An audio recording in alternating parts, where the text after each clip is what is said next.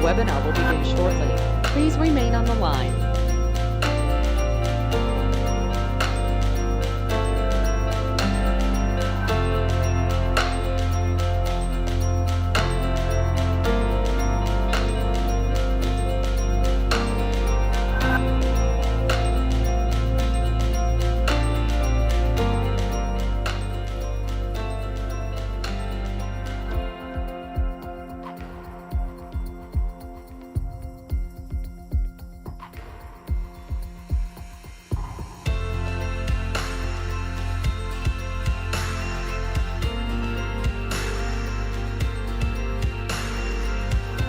The webinar will begin shortly. Please remain on the line.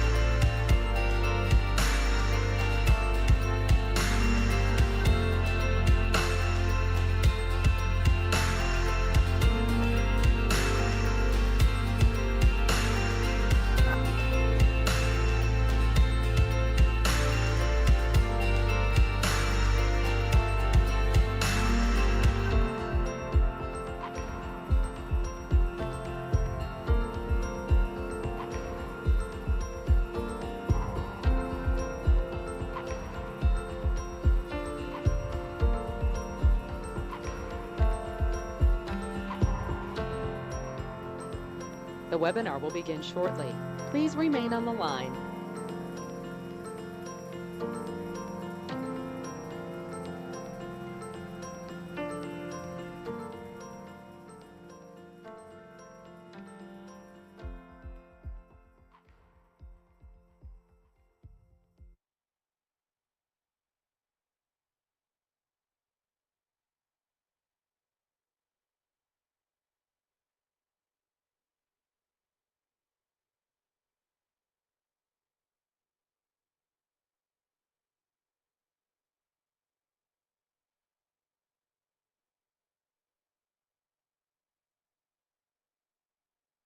The webinar will begin shortly. Please remain on the line.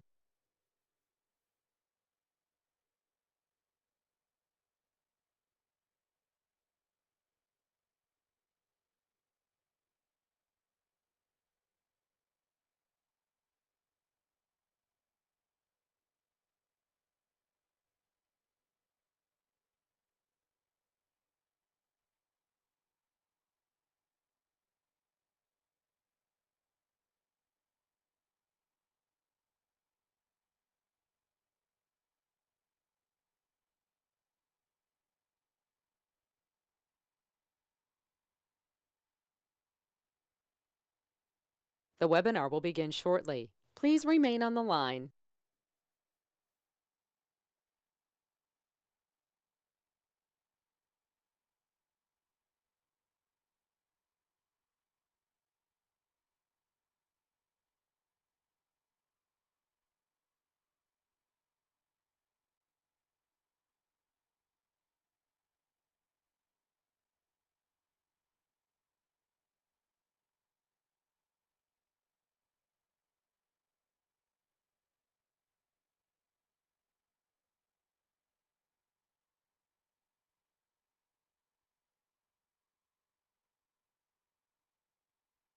The webinar will begin shortly. Please remain on the line.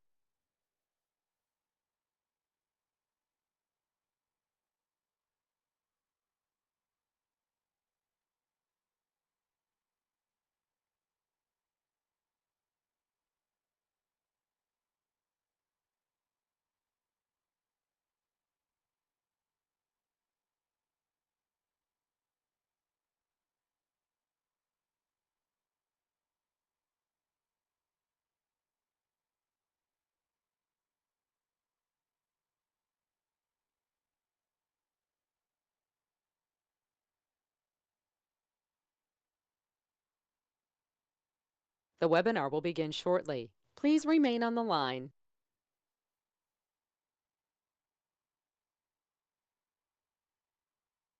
The broadcast is now starting. All attendees are in listen-only mode.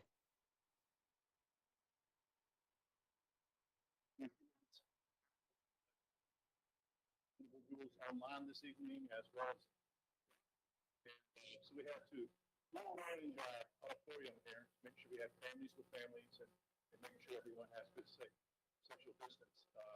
If for some reason you don't, please let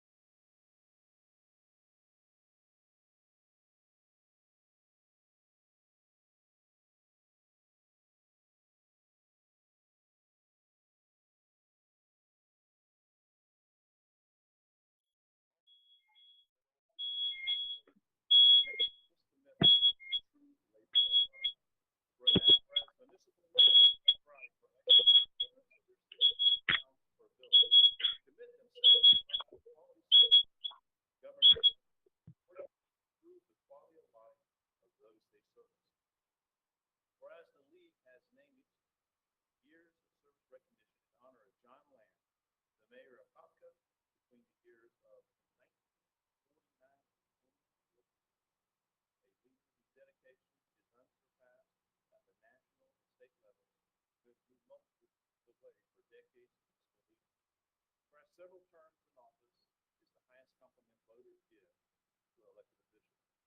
And with these years of experience come a strengthening of wisdom, discernment, strong leadership skills that bring tremendous value to municipal governance employees. And whereas Michael S. Bartlett and Mary Thomas Mathis has held the office of city in the office of city of City for over 25 and 20 years respectively, recognized this achievement. Now therefore be it resolved by the Board of Directors by the Florida League of Cities that Michael S. Bartlett and Mary Thomas Mathis is commended for their dedication to the city of Plant City and hereby recognized as an outstanding public servant. Congratulations to both of you. I could present a overview.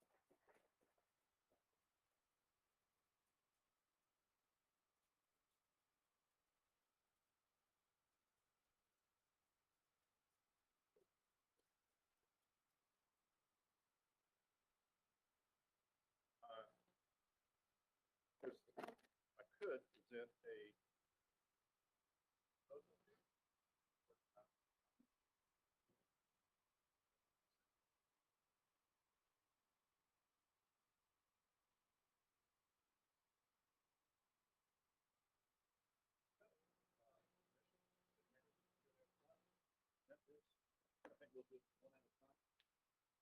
Start with you.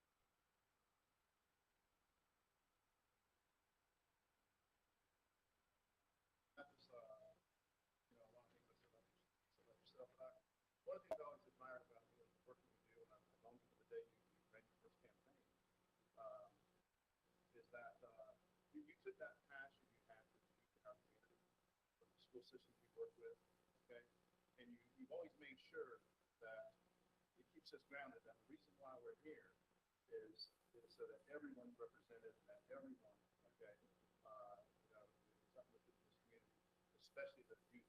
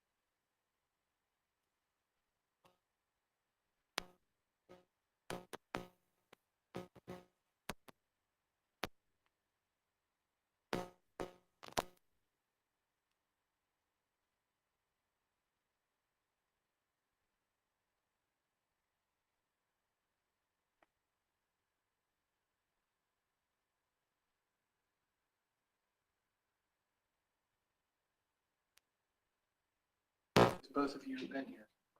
And thank you very much. Madam Clerk. I just want to tell you, I'm very happy to be able to work with you. I haven't worked with you as long as everybody else has, but I am honored to be able to serve alongside of you. So this was recognition. This was saying thank you. It doesn't mean there's any retirement here. Okay. We already have one announced, so there might be another one coming soon, but we'll see. But anyhow, you know, I've already said my words. And again, one more time, we'll say on behalf of the city, thank you so much for your years of service. Not too many communities can speak to the testament we have here. You know, Vice Mayor, you just said it earlier. In our workshop today, we didn't agree for over an hour, okay? But we didn't get mad at each other. We didn't get, you know, hostile to one another. We didn't make any of us feel ignorant, stupid, or dumb, or, you know, and we're actually able to work till we came up with something we all felt good about. And I think as long as we continue to do that, something that's been doing since the beginning of Plant City, we just continue it on, then we'll always be a city that does what's right for the people. So I agree with you 100%. At this time, we're open for public comment.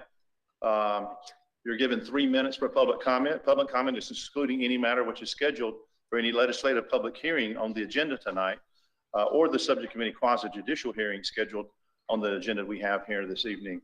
So other than any of the public hearings we have on the agenda here tonight, if we're open for public comment, if you'd like to address the commission this time, please come forward, name and address, and you have 3 minutes.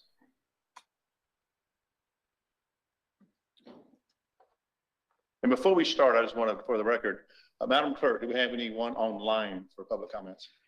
No, we received no written public comment. Thank you very much. Please proceed. Well, good evening. Welcome. Thank you. Andrea White, 3321 North 22nd Street, Tampa, Florida, 33605. I come to you in a different capacity from the 30+ years as I served as government relations person for Bright House, Tampa Cable, Spectrum, what was the other? Charter. So it's been 6 mergers. I am currently serving on the board of the Boys and Girls Club of Plant City. And I wanted to come tonight to thank you for the years of support and dedication in which the city has provided for our youth. As you know, it's a critical time for our youth, and we need all the support and love that we can receive. And again, thank you so much. We appreciate you, and we congratulate you. Ms. White, please know that we thank you. Okay, what we did was easy. What you're doing is the hard work. So we appreciate you and your dedication and your volunteers that make it all work. So thank you so much on behalf of the commission. Okay, thank you. Good evening, commissioners. Good evening, Madam Clerk, Attorney, City Manager. My name is William Thomas Jr. I'm here on behalf of the Improvement League of Plant City, 205 Apple Street, Plant City, Florida. I want to thank the city of Plant City for engaging in the community, with the community, in the process of the search for the next Plant City Police Chief. As some of you know, some of you may not know, I'm a 4th-generation Plant City native. I'm also a proud product of the military. Grew up in the military, my father served in the military, and of course that led to me serving in the United States Army as well. I'm a huge advocate of diversity. I can attest that my service in the Army was very rewarding due to that fact. Respect by all 4 candidates bring great things to the table that were presented last Thursday. The Improvement would like to present the following remarks for the record. Police agencies are rich in diversity. They are rich in diversity. It's something more likely to garner individual trust among a group of citizens because agencies are reflective of the community and include officers with many backgrounds and experiences. The Improvement has stood side by side with the police department during the past 20 years I've been back home. I can recall moments of uncertainty with public trust where we stood in the gap, standing side by side with Plant City PD. Not only have we stood in the gap, we have invested hours and resources into developing a youth forensic science program, which of course is now in its 5th year operation, as we work to encourage local youth to consider careers in law enforcement. We have a saying in the U.S. Army that opportunity is the tip of the spear, where diversity is our strength. Students in our schools desire an opportunity to live, work, and play here, including serving our beloved police department. I commend the city manager and diversity of his leadership team. I applaud the efforts of the consultant hired to conduct the search. But at the end of the day, it's a collective effort to remove the stereotypes and depictions of professions in law enforcement. We must be bold to shatter misconception that a police officer needs to fit a certain mold, particularly for recruitment. The city has made its decision. The improvement league stands by it. However, the improvement league will continue to collaborate as we too seek for diversity in all ranks throughout the police department, from officers up to commander. The city of Plant City is undergoing exponential growth. The Plant City UC is making its case that Plant City is a good place for all. A diverse workforce can capture a greater share of the consumer market. Diversity equates to a robust and sustainable economy. We ask and have an expectation to continue to someday have a diverse leadership within the commandship of the Plant City Police Department. We look forward to what the future holds under the leadership of Chief Brad. Thank you. Thank you. Anyone else? Open for public comment? Now this. My name is Gordon, and I live at 410 West Chapel Road, Plant City, Florida. I come before you as a request that due to development and massive traffic on Alexander and Ludwig Road, that it's almost imperative that a traffic signal be put at that intersection. Sometimes you wait forever to get across at that intersection to get on. Now, you might be able to turn south once in a while, but you can't hardly ever turn north and cross all that traffic. Plus, even when you're going south on Alexander, to even see the Ludwig Road turnoff is almost impossible sometimes. And I don't know whose responsibility, whether it's the state's responsibility, but Plant City is the one that's building all the property around it that's making all that traffic. Just coming up here tonight from Trenton Road up to Alexander, I counted 15 cars that were coming south. Okay, I don't know how many were going north because they were behind or ahead. But going south, there was 15 cars that I counted. And that's quite a lot in a short space of time. And I just think it's time that you start thinking about you're building all these subdivisions, you're building, going to add more on Trenton Road. And Trenton Road right now is already getting 50-mile-an-hour people that whiz a mile on my driveway. I'm like this. I'm turning my driveway, trying to wait to get out of it. I mean, it's unreal. So I think something needs to be done in the near future. Thank you. So Ms. Finley, normally I don't answer public comments, but you've probably given more public comments in my life up here than anyone. So I want to answer this question, okay? Alexander's a state road. It was not until up about 3 years ago, but it's now a state road. They are currently redesigning Alexander Road. It is either 2023 or 2024 from I might be dead by then. well, I hope not. But from Jim Redmond Road all the way back to the interstate, actually to Sam Allen Road, they're going to make major improvements. And one of the things they're doing a study on is whether there's a light at that intersection or not. So we recognize it, we discussed it, we agree with you, okay? And right now, FDOT is doing the study where they can justify that or not with other improvements. So thank you very much. At least give me some kind of an answer, but Yes. that's not soon enough because I could be Well, dead at that intersection very soon. We're doing as fast as we can, and that's up to FDOT. We are working with them. Thank you very much, Ms. Finley. Okay. Still open for a public comment. Would anyone like to address the commission at this time? Seeing none, public comment is closed. Madam Clerk, next item. Presentations, Plant City Transit Study Hart, yeah. With Hart. Hello? Yeah, Can you all hear me? yeah, with the Planning Commission. Is she on the line? Yes. Yes, this is Vishaka Shivaraman. I'm with the MPO. Can you all hear me? Yes, we can. Okay, thank you. Will someone be up? Okay, I just wanted to make sure who's going to advance the slides. Good evening all. Today I come to you with an update about the Plant City Transit Study. I had come to you earlier back in February with the initial project plans and the study goals. So I come back to you now that we are almost at the end of the study, and I would like to give you a project update. Can I go to the next slide, please?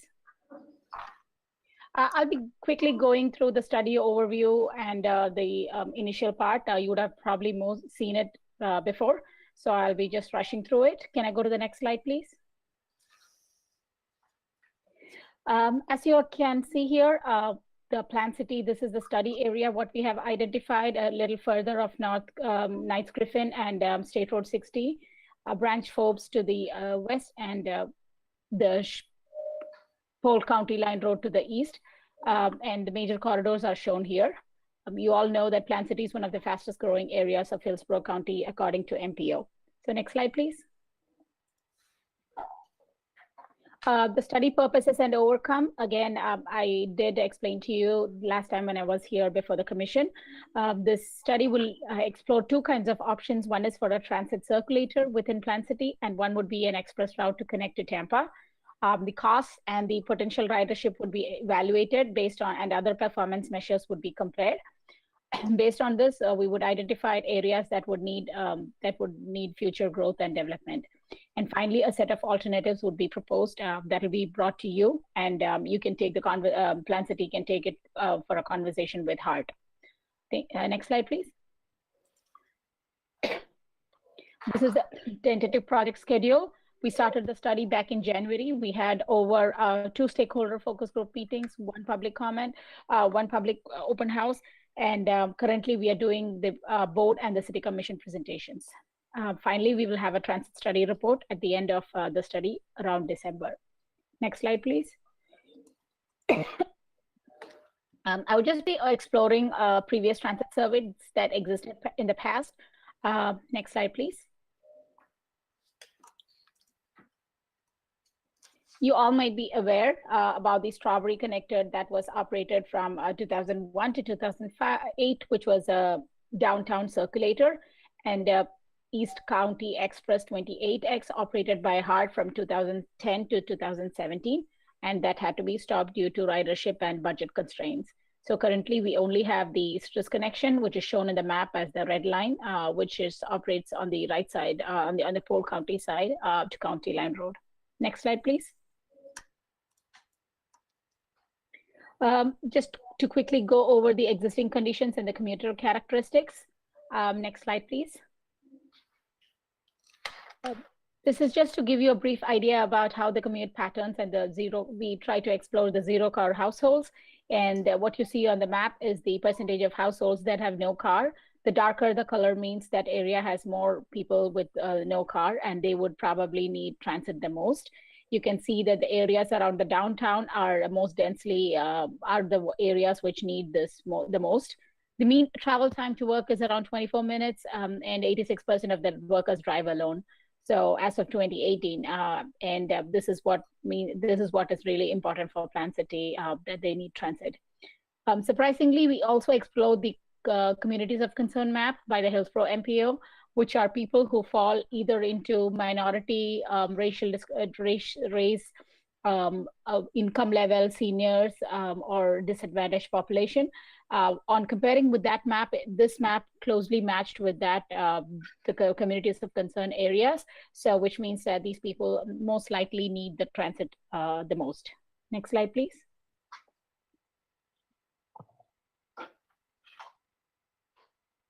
Next slide, please. Plant City currently only has Sunshine Line, and you have to be qualified to be able to be served by the Sunshine Line. They mostly provide trips for grocery, medical, community center, daycare, schools, etc. Next slide, please. This is something I need to touch upon a little further in detail, and I would be going to outreach efforts. Can you please advance the slide?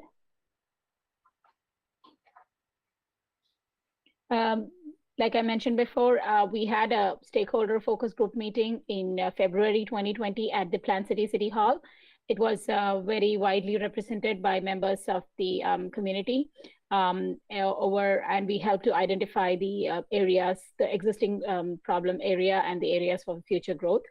Another stakeholder meeting was conducted in May 2020. This was again a focus group meeting, but it helped to put down the alternatives to them and present it to them for their feedback. Further, a survey was distributed, which helped us to find out what other options that the community wanted. It was advertised through HART, Plan City, and MPO through their social media and other versions. Another public virtual meeting was offered in August. There was a presentation followed by a workshop, and the slide and the picture on the right shows the screenshot of the website what we had. It had different pages, and people could visit and provide their options on the different alternatives, and that there was a survey collected for that also. Next slide, please. This is the most important part of the study, so I will be going over this in a little detail. Next slide, please. This is something that the study identified as transit goals. These goals were identified based on the meetings with the stakeholders and the public. The three important goals that the study team found out was that Plan City needs to implement useful and reliable service for people who need it the most, use transit as a way of incentivizing downtown development, and to connect to Plan City and Tampa and possibly to Lakeland in the future. Next slide, please. The first set of alternatives, what we analyzed were the Circulator, and I will go into that in detail. Next slide, please. These are some of the basic assumptions that we had for the study, that every bus would be a regular $600K capital cost, and there would be an additional 12% paratransit cost. The bus would operate every day from 6 a.m. to 10 p.m. These are all planning level cost estimates. Any routes or any further analysis would need further discussion with HART staff. Next slide, please. So these were the two of the options that we explored. One, the first line, which is the red option, or the option A, is a loop route which connects from Strawberry Festival grounds. It connects to downtown, and then further north-south all the way to Redmond, along Redmond Parkway to Walmart, and then it loops back into downtown. That's the option A. The option B are the two other routes shown in green color, but it's very similar to the option A. And this route actually splits that option into two different routes. So one is an east-west connection, and one would be a north-south connection.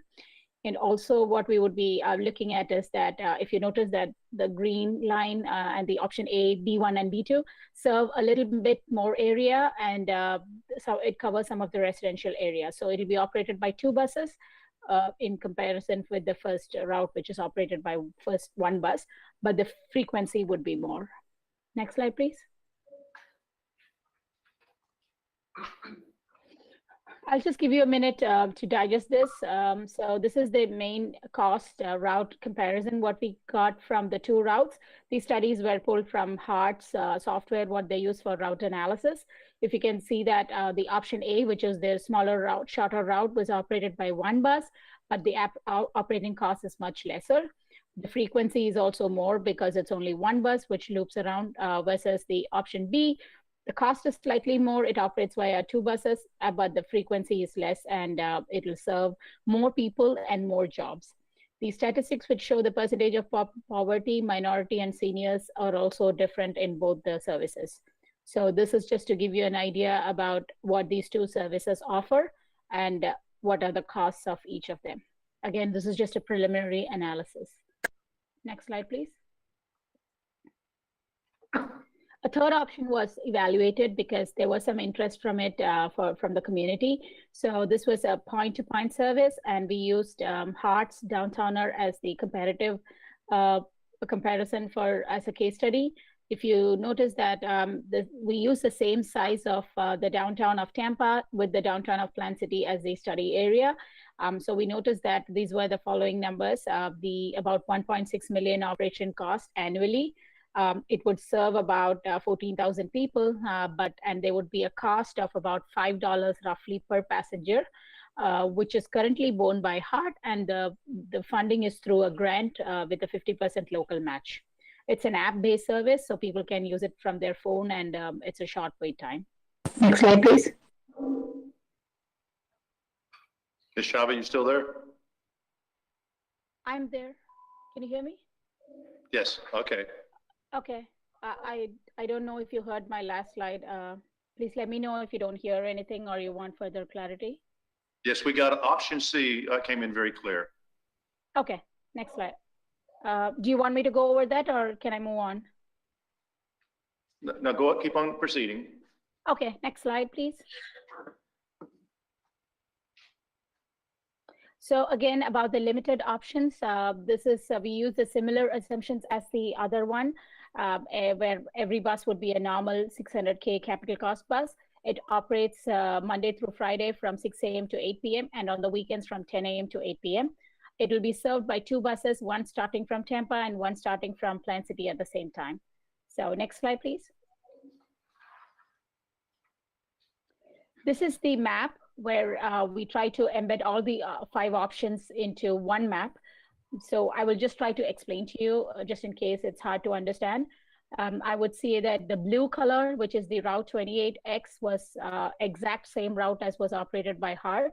It starts from west of downtown, near Tonotosasa, near the Mount Zion Assembly Church, at a park and ride, and then it comes along I-4, takes a jog south towards I-75, comes to Brandon, and connects back to downtown through Selman Expressway.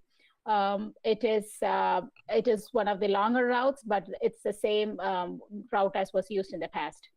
The next route would be the green color one, which is shown here. It would start from downtown along I-4, and then it would connect to downtown Tampa. The next option is the one which operates along MLK, which is the one which is shown in the golden brown color. It will also follow a similar route as the I-4, starting at Plant City and stopping at downtown. Another option is a combination of the I-4 and the MLK option, which was also a result of the stakeholder meeting, where you can see that this route makes a connection near the Mango Walmart. And then from there, it makes another connection to Net Park, and it will have a stop in downtown. Another option, what we also explored, was the purple color line, which you can see the Route 38. HART currently operates a Route 38 from downtown, from Mango Walmart to the Net Park Transfer Center. So this option would just look at extending the line from that Walmart to all the way to Plant City. So this would be a slightly shorter route, but it is just an add-on to the existing connection. It wouldn't connect to downtown, but then from Net Park, people could connect to other destinations. So these are the 5 options. Next slide, please. This is a slide which shows the cost comparison for all the 5 routes. The costs slightly vary from 900K to about 1.2 million, and the times and the cost, and the cost assumptions are used are the same. The frequency varies slightly from 45 minutes to 60 minutes, and the distance traveled also slightly varies. Like I mentioned, the Route 28X was the longest, and the extension would be the shortest. And also, you can see that the number of people served in each of the 5 routes would be slightly different, but that is what helps us to compare which option would be preferred, and also how many jobs and other destinations and other connections this route would provide to. Based on this, this is the main slide for the performance measures and the cost comparison. Next slide, please. Apart from this, another option was evaluated to connect Plant City to Lakeland along MLK, and that would go all the way east, make a stop at the County Line Road Amazon Distribution Center, and go to connect to downtown Lakeland, where there's a Citrus connection, where they can connect to Citrus connection line. So this is another option that is exclusively for Lakeland. Next slide, please. This is again to bring you the cost comparison for that. The cost would be slightly cheaper, and the travel time is also less. It's a shorter route, but it would help to connect to Lakeland, and also provide jobs and access to jobs and people. And again, these are planning level costs. This particular route has to be discussed further with Citrus Connection if it has to be proceeded. Next slide, please. So I did mention earlier that we had a ton of public outreach and virtual workshop and surveys distributed. What we understood from that is that Plant City desires to have a transit service, and the people agreed that it provides opportunities. However, they wanted to have more, they wanted transit as a desirable option with the preferred transit plaza and better facilities. They wanted the bus to serve more frequently with shorter waiting times and better, comfortable service. The current development pattern in Plant City could support transit, but it needs more intensity and density for further transit service, and we need more policy decisions for that. What people said were the preferred destination were the shopping along Redmond Plaza, medical appointments, doctor appointments, hospitals, and work. For Tampa, the most preferred destination was downtown Tampa, followed by Airport, USF, Brandon, and the HCC College. HCC. Lakeland is also a desired destination, and people express their opinion at the different meetings. So this is what we learned from the survey.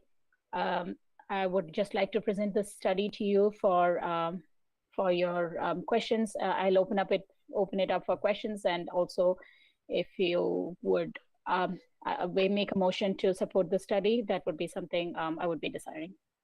Next slide. I think that's the last slide. Yeah, you can ask any questions or comments at this time. And I would like to thank you for giving me this opportunity to present before the board. If I can start with a question, open up to everybody. Ms. Shaiba. Yes. So because we have individuals that are here tonight, as well as people that are online, the funding for this is through HART, but it comes from the All for Transportation, a 1/2 cent or 1 cent sales tax. Currently, we're waiting on a court decision on whether that's going to be a foregoing sales tax allowed in Hillsborough County to fund transportation. But assuming we're going on to the assumption that will occur, I know HART gets 45% of the funding from the All for Transportation sales tax. Then the balance goes to the county and the cities and so forth. So that 45%, if I do my math correctly, is actually, by the time we get our 3% after the county and all those splits and so forth, comes in just about equal or more than the dollars that we get from the All for Transportation tax. When I look at the plans that you're presenting here today and the options, I know that we're looking for a motion to approve and to take this study to the next level so that we can start having conversations on what we're actually going to put into place and so forth. But when I look at these options, if I do the math, it sure seems like we have a lot, and I know we'll get more into the detail later, but we have a lot more dollars than any one of those single options that you're presenting here tonight would cost. So it looks to me like, we should be able to treat this like, we have option A, B, C, and we can maybe pick 2 out of the 3 if I do my dollars right. Does that sound reasonable with you? Thank you, Mayor, for your question. Although we did the funding options, I understood it that you have more money than what you would be needing to provide the service. Is that how you told me? Yes, correct. Then that would be awesome, because what people suggested and what the study found out was it would be a good option to have a combination of a circulator and a express route. So if it's just one kind of service, it wouldn't help to provide connection for the shorter and the the closer people, and vice versa. If we do not have an express route, then we wouldn't have option for connecting to Tampa or Lakeland. So that being said, I do believe that, and I'm a strong advocate that you need both kind of options to have a comprehensive transportation system. So that could be, if you think you have the money to go ahead with that, that would be really a good thing which came out of the study, I would feel. I do not know the math on the percentage and the amount that would come to each city. So thanks for giving that information also. Okay, thank you. Commissioner? So I'm clear, Mr. Mayor, this would be fully funded out of Hart's portion coming back to us? Correct. All right. Can you let us know how many people participated in the survey and workshops? Yes, sure. For the stakeholder meeting, about 30 people participated, 25 to 30, and we had a great survey response. It was one of the very good survey response of about 120 people. This was mainly because we distributed the survey through our stakeholders, and from them they distributed to their email lists or whatever. So, and we also distributed through the churches, the HOAs, the realtors, and we have all the contacts we had through the MPO. So that really helped to popularize the survey, as well as Plant City and Hart. And for the virtual public open house, we had about 20 attendees. But that being said, we try to distribute the flyers at some of the laundromat and some of the shopping areas along Redmond Parkway. I personally had experience talking to certain citizens who called me, and they were unable to access the survey because of lack of computer or email or internet facilities. But they did express general support of the service. So we had a little bit over 30 responses, closer to 20 responses for the survey, but the main chunk of the response came from the stakeholder meeting, which was very robust. So probably getting a little bit ahead of myself here, but what happens if we pick one of the options, but the ridership isn't what we would expect? At what point do you start evaluating different routes or different options? Thank you for that question again, Vice Mayor. So the 5 options that we analyzed were only the most feasible routes. And what I mean by saying that is that we input the route. It's almost like a Google Map route, and Hart has an application what they use. It's a software what Hart uses. And we just pulled it based on the census data, the numbers what you see. And if you want to go back to that slide where you have the statistics for the 5 routes, I can explain a little more. It's a little 5 or 6 slides behind. Yeah, this one. So if you can see here, the number of people served by each route, you can see how the difference is there. But that is because some of the routes have more transfer connections, and we are only looking at it's an express route, so it wouldn't stop at every destination. But the number of people who are within the boundary of half mile to the bus stop is what will be served by the service. So the Route 28X, you can see, which was actually what was operated by Hart, does have a good prediction of the number of people and jobs. But further evaluation would have to be done by Hart. And if they want to proceed with this route, it is up to the Plant City and Hart to do more ridership analysis and further cost estimates for the route. Does that answer your question? Thank you. Thank you. Any other questions or comments? I think one of the things I like about this is that, I think we had a very gallant effort and a really strong effort by our city to run our own bus service. But at the end of the day, that's not what we do as a city, but we did put the effort there. And but what I do like about this is that it's Hart. When Hart gets up every day, this is their livelihood. They run a bus service. They do it very, very well. And if you look at the numbers, they're making amazing strides in ridership, and improving speeds, and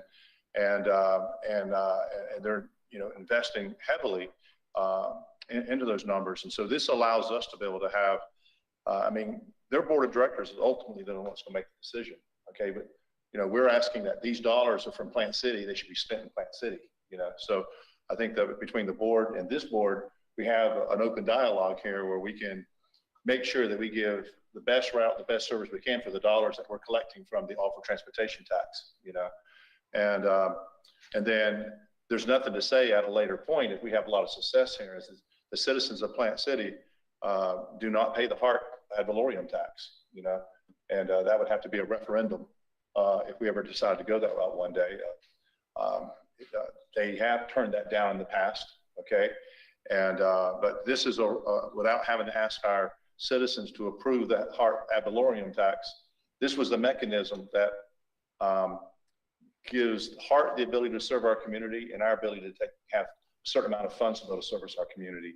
And it's way more than what we had before when we tried to do it ourselves. So I'm very, inspired here. I can't wait for us to get to, the next level. So when we, Ms. Shaba, when we get to that next step, okay, as long as we approve the report we have here tonight, we get that next step. How do you see us as two groups, HART and the city of Plant City, between our commission and our staff and city manager and so forth, sitting down together and diving more down into the detail and trying to pick the right routes and the right services so we can get started? How do you see that working out? Mayor Lott, thank you for, I was trying to take notes of what you just said, and I have spoken to you in the past. I know your enthusiasm you have expressed to me personally when you spoke about the service, and I know you are a proponent of transit service. So thank you for appreciating that.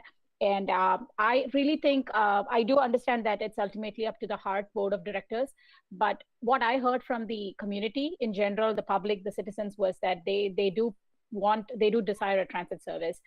And one of the, actually, just a quick side note, that one of the ladies I spoke to as a citizen, she expressed that she came from New York and she was transit disadvantaged. So I do see that the need more than the desire. And I strongly feel that something like this would help to connect, complete the city to city connection. And I really feel, I'm really in support of this. So is the MPO. I'm just representing them. So, and I do feel that this is something which I am not too specific about I cannot make the decision about the dollar amount spent, but HART is upgrading their buses, so they're making it more efficient. They do have a lot of grant coming for that. So that would be something, if HART desires, it would be a really good idea for the future. Thank you. Any other questions? If not, do we have a motion to accept the report? So moved. Second. Any discussion? Is this a voice vote?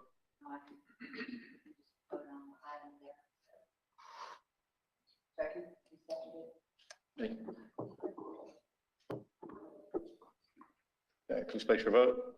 Record the vote, please.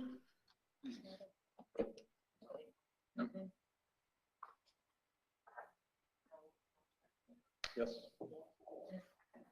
And with a vote of 5-0, the report is accepted. And Ms. Shava, we're really, really looking forward to getting to the next steps of putting this plan in action in some way, shape, or form. So thanks for participating here tonight. And thank you so much. We really want to work with your staff, okay? I just wanted to make one more point really quick here. I am constantly in touch with the city's, the Plant City staff, and there is a final report which is in a draft phase now, but that'll be coming out soon, which has all the details about the analysis done, and that would complete this study. So I will be sending it across to the city and the planning board once it's completed. Well, thank you very much. Again. Thank you for giving me the opportunity. Well, thank you. You're always welcome. Okay, Madam Clerk, next item. Before I ask for approval of the consent agenda, is there any item you want to have removed for further discussion? Seeing none, what's the pleasure of the commission? For approval of the consent agenda. Second that motion. Been moved in second. Any discussion? I'm gonna try. Please place your vote. Record the vote, please. Yes.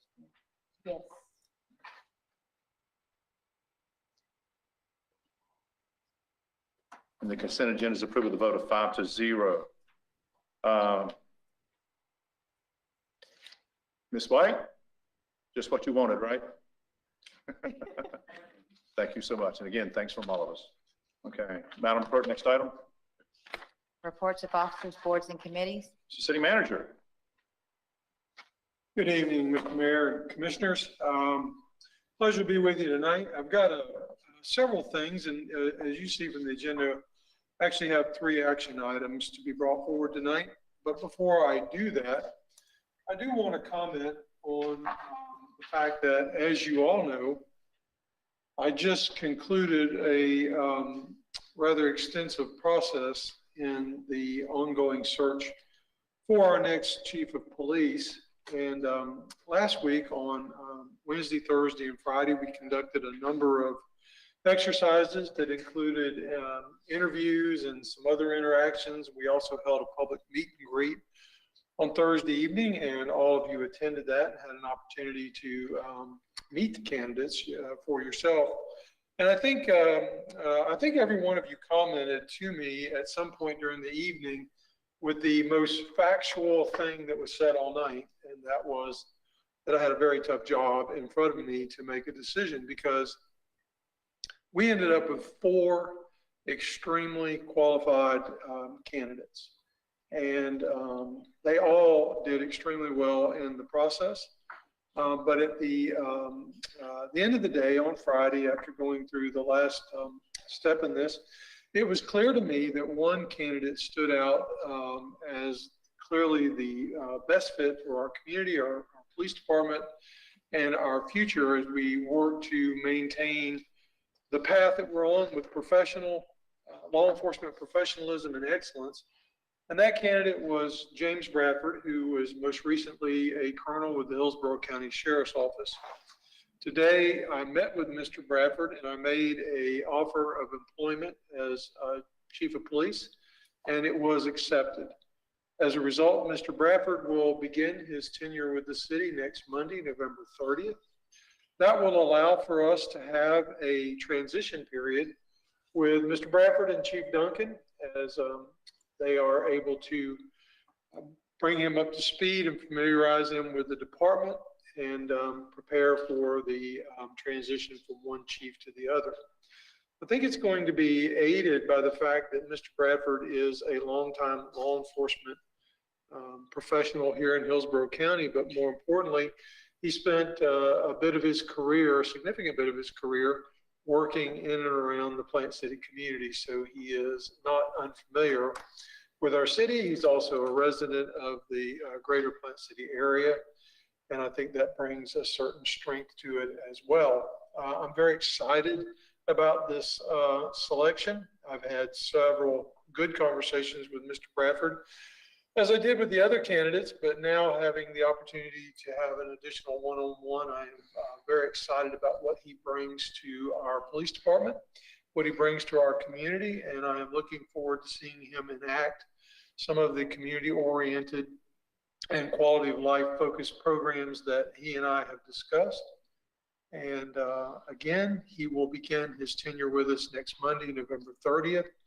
And I would also mention that as is our tradition, at the next city commission meeting on December the 14th, he will have his investiture ceremony where he will be sworn in as the chief of police here in the city commission chambers. And I would encourage anyone interested to attend that ceremony, whether it be live or virtual. But I am very pleased to announce tonight that Jim Bradford will be our next chief of police. And I would also like to echo again my thanks to all 4 of the candidates that we had in this process. As you all know, I've shared with you, we had 76 applicants at the time we began the process. That was whittled down to 27, and from that 27, I took it down to the 4 finalists, and they were all outstanding. So you know, the interest in our community continued even after our cutoff date. Our recruiter, Dr. Williams, advised me last week that we had actually reached a total of 103 applicants for this position. So the interest continued beyond the cutoff date. With that, I would like to move along to the action items. As you know, the City Commission has been supporting us through the process of doing a bond refinancing, and this will allow us to restructure about $24 million worth of bonds and actually financially benefit from it.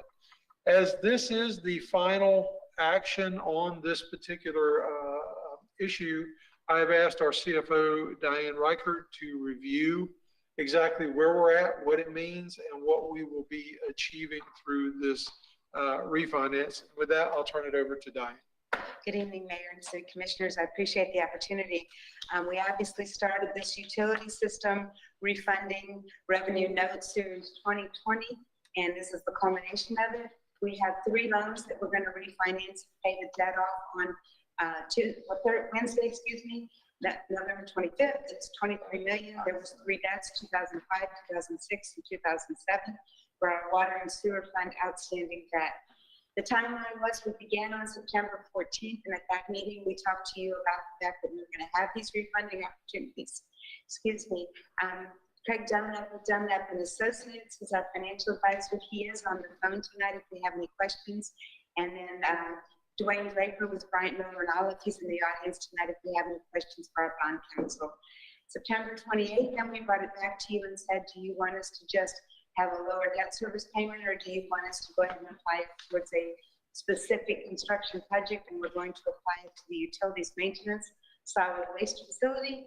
On October 22nd, we received the bids for the bonds for the responses to the RFP, and the lowest bid came in, and you awarded that on November the 9th. And tonight we're here to tell you that we got a 1.03 interest rate, and we created upfront savings of $1,186,000, and that will go towards the construction of that facility. Our debt service payments are the same as they've been for the last years, and that will continue through the maturity date of July 1st, 2028. And it consolidated 3 debts into one, so we'll have 1 bond payment instead of 3 every year. And we created a new master bond resolution. And with that, I wanted to share with you that the budgeting we talked to you about during the budget process, 50% is funded by solid waste and 50% is funded by utilities, but we will only pay the utilities portion out of these proceeds. Solid waste will fund theirs as we planned out of their reserve funding.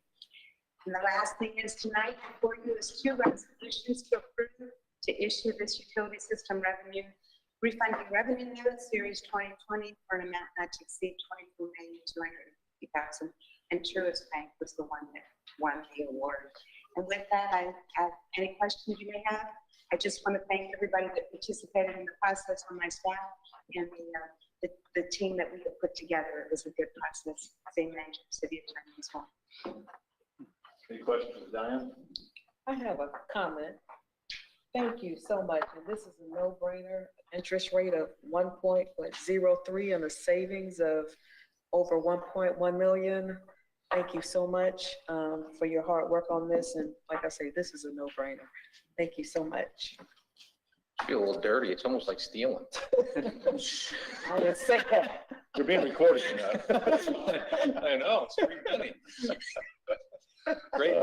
No, that's absolutely this was just called, I think, what do you always say? Turn a dime into a dollar? Squeeze a nickel so hard we get a dime. There you go. That's called looking at every single area where you can be the most efficient city we can possibly be. I think it's wonderful. Mr. City Manager Diane and your staff, great job on this. If there's no other questions here, we have a resolution, but there's actually 2 resolutions. We have a master resolution and a supplement standard resolution. And so we need to, if we can get a motion to approve both resolutions, okay, then we can do this with 1 vote. Mr. Mayor, I'll make the motion to approve the 2 ordinance resolutions before us tonight. Thank you. Is there a second? Second that motion. Okay, we have a motion and a second. Any discussion? Seeing none, place your vote. Record the vote, please. And it's approved with a vote of 5-0. So for that no-brainer and for that, we got a good deal. I think we're all happy here tonight, okay? And Mr. City Attorney, is that good how we handled that? Absolutely. Thank you very much. Congratulations. Okay, Mr. City Manager. Mr. Mayor, before I move on, I want to echo the comments from the commission, and I want to thank, of course, all of our vendors that work with us on getting this done, but especially want to say thanks and job well done to Diane and to our city attorney, Ken Bugman. They both worked very hard. They did a lot of work with bond counsel and the other vendors that were involved in this. And we're here tonight. and able to do something this impactful for our city, quite frankly, because of their work. And I sincerely appreciate them for it. And I just want you to know that they really did outstanding work getting us to this point. So thank you to both of them. Good job. Moving along, we have a action item regarding our McIntosh Park. We, as you know, have several phases in that project, and tonight our Parks and Recreation Director, Jack Holland, is going to give you a quick presentation on phase one, which will be some trails and some other construction, which I personally find very exciting. So with that, I'll turn it over to Jack. Wow, I got to follow that. If he can get excited about that, that's a hard flag to follow. Right? Exactly, exactly. Well, thank you for the opportunity tonight. Jack Holland, Director of Parks and Recreation. We're excited to move the McIntosh Preserve Trail Program forward tonight.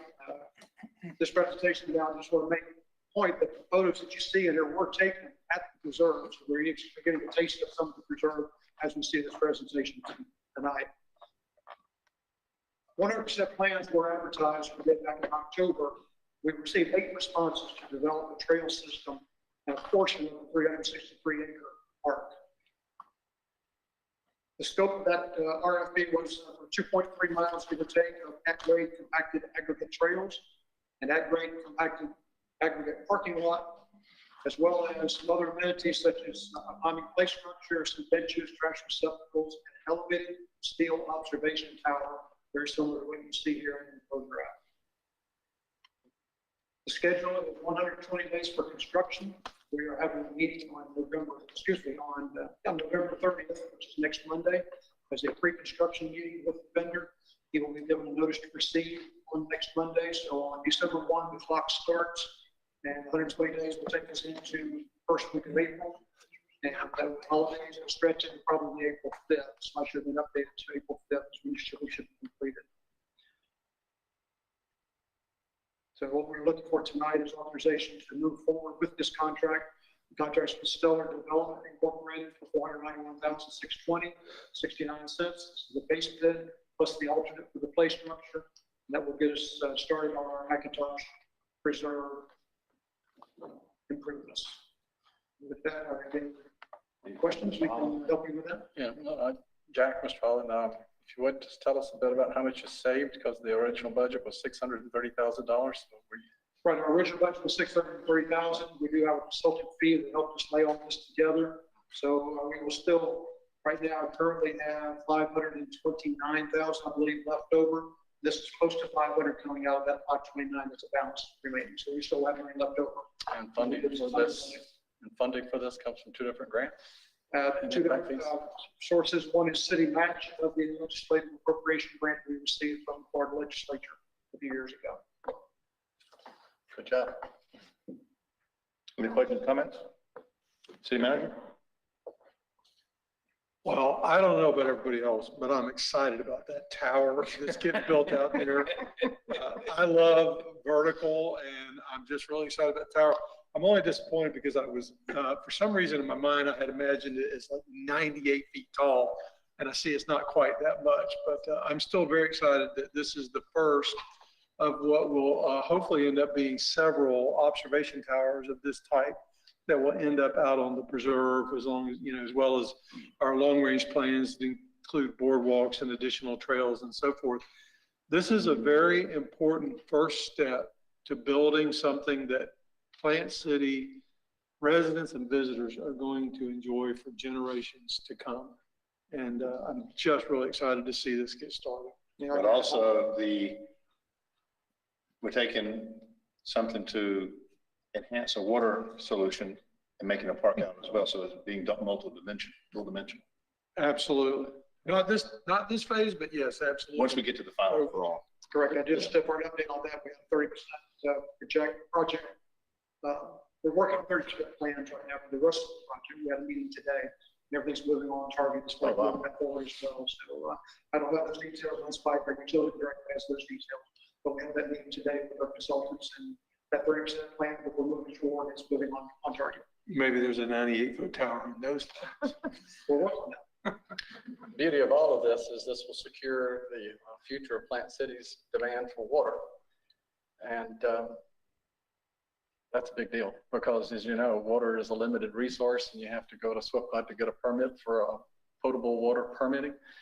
And it's very hard to achieve. And so with this, putting water back into the aquifer through this preserve system, we will be securing for our residents water without having to worry so much as we have in the past. Thank you. Anything else? Okay. We have a resolution needed to vote on here. Is there a motion to approve? Motion to approve. Second? Second. Okay, we have a motion to approve with a second. Any discussion? Seeing none, please place your vote. Record the vote, please. Got it. With a vote of 5-0, Mr. City Manager, you have your tower. Yeah. Okay, please proceed. Our third action item is a resolution to authorize the purchase of some more outdoor fitness equipment. And this time it will be for an installation at the Samuel W. Cooper Park. And again, our Parks and Rec Director, Jack Holland, has a presentation. Very good. This is very similar to the system that was just installed recently at the Brewer Park facility, walking trail there. This will be very similar to it over at Sam Cooper Park. And some of the pictures that you see are from the Brewer Park trail system that we have. The fitness equipment uses exercise methodologies that are up to date, current activities to provide a tailored workout for teens and adults. The entire circuit of 14 stations will be installed. It helps develop people's balance, their flexibility, their strength and cardiovascular system. And they are all ADA compliant. It will have a replacement rubber surfacing underneath for any falls that do happen. The cost of the equipment is around $54,000 plus the 40-foot safety surfacing and plus the installation, a total of $137,265.60. This is being purchased on a piggyback contract from Clay County, Florida, as we have done with our previous trail system as well as some of our playground equipment. CIP PK032 for fitness trail is CRA funded, $165,000. So it easily covers the cost of this. We came in a little bit under what we expected, and gives us some contingency for site work, facade, whatever else is needed to fill in after the installation. So tonight we're looking to have a recommendation for the city manager to move forward with it. Sign contract. Let's get this one going as well. Okay, what's the pleasure of the commission? Move for approval. Second. Moved in second. Any discussion? I'd like to make a comment. Please. I don't know if you know, but I've been walking the Hal Lynn Brewer Park and I use that equipment. And you wouldn't believe how many citizens use that equipment. And I was getting the question, is like, they did that at Hal Brewer, when is it coming to Samuel Cooper? So now it's here. And one thing about this equipment, if you don't know how to use it, you can download, the information is on it where you can download it and they'll show you how to use it. But more importantly, the most important thing, it's free. That's so important. This day and time, it is free and our citizens are using it. I am glad to see it come to Samuel Cooper Park because it's closer to my home. So I'll be out there in the morning. Anybody want to join me about 8:30 and we'll walk. And what's so neat about this, when you walk Hal Lynn Brewer Park, you can cross the street at Grant and go through that back walk. It is so peaceful to see the stream, and then you can walk around Snowden Park and come back and work out. So I'm looking at faces. I hope to see you in the morning and my fellow commissioners and city manager. Well, you'll be working, but some of my fellow commissioners. I hope to see you all in the morning, 8:30. I'll text you, 8:30. Is it every morning, 8:30 you're there? I'm usually at 8:30, yes, sir, unless it's cold. But I'll be there in the morning, so I hope to see you all there. But thank you so much for getting this done. I can't wait, and I love how you have it spread out like you do over there, because you can work a little bit, catch your breath. And matter of fact, if you go on Google, it comes up, because you can put in exercise equipment at park. Dr. Helen Lynn Brewer comes up on Google and it gets a 4.7. The only negative equipment was, we need to have something to wipe them down. So I'll tell everybody, just bring your towels or your wet ones and you wipe it down before you get on. But it is wonderful. Thank you, Mr. City Manager. Thank you, Jack. Love it. I can't wait. Thank you. 8:30 in the morning. Okay, any other discussion? Seeing none, please place your vote. Record the vote, please. And we have a new addition to our part with a vote of 5-0. Thank you, Mr. City Manager. Anything else? No, sir, that will conclude my remarks, and I will allow the written report to stand for itself, and I stand for any questions. Any questions for the City Manager? Seeing none, City Attorney. Report, Mr. Mayor. Madam Clerk. Yes, I have two resolutions for consideration. The first resolution is consideration for reappointing David Miller to the Board of Adjustment. He has attended 12 out of the 12 meetings. The term is for 3 years, and if you desire to reappoint him, he'll begin his new appointment on January 1st. Okay, what's the pleasure of the commission? Move for approval, appointing David Miller. Second. Moved in second. Any discussion? Seeing none. Please place your vote. Record the vote, please. It showed, it did it. It did. Okay. You're good. With a vote of 5-0, Mr. David Miller is reappointed to the Board of Adjustments. We're so happy that Mr. Miller wants to serve again, so very thankful for that. Madam Clerk, next one. Okay, we have a resolution to reappoint Nicholas Thurston, Arthur Wood to the Planning Board. They also, Mr. Thurston, he's attended all 8 out of the 8 meetings since being appointed, and Arthur Wood has attended 34 out of the 36 meetings, and both absences were excused. And if it's your pleasure to reappoint, they'll begin their new term on January 1. Okay, what's the pleasure of the commission? Move to approve. Second. Moved in second. Any discussion? Seeing none, please place your vote. Okay, I got it. Mhm. And with a vote of 5-0, both are reappointed to the Planning Board. We're very lucky to have so many wonderful people serving these boards. And you don't get paid to serve in these boards just because you love our city, love our community, you care about it. So both Mr. Thurston and Mr. Wood, I know that Mr. Wood's been ill for the last week. We sure wish him the best as well. Hope he's feeling better. Madam Clerk, any other report? That ends my report. Okay. Mr. Thomas? Commissioner Mathis, I'm sorry. I have a few things. First of all, I want to thank city staff and any of our citizens that participated in the meet and greet. I want to say congratulations to Mr. Bradford. Look forward to meeting him and working with him. So that was my first thing. Second thing is, Mr. City Manager, I have a little project for you. If you could do a little study. I don't know about you, but as you ride around Plant City and the brick roads, if we could do, and I had to list the roads, as you ride around those roads, some of them are getting deep depressions. There's one like on Warnell.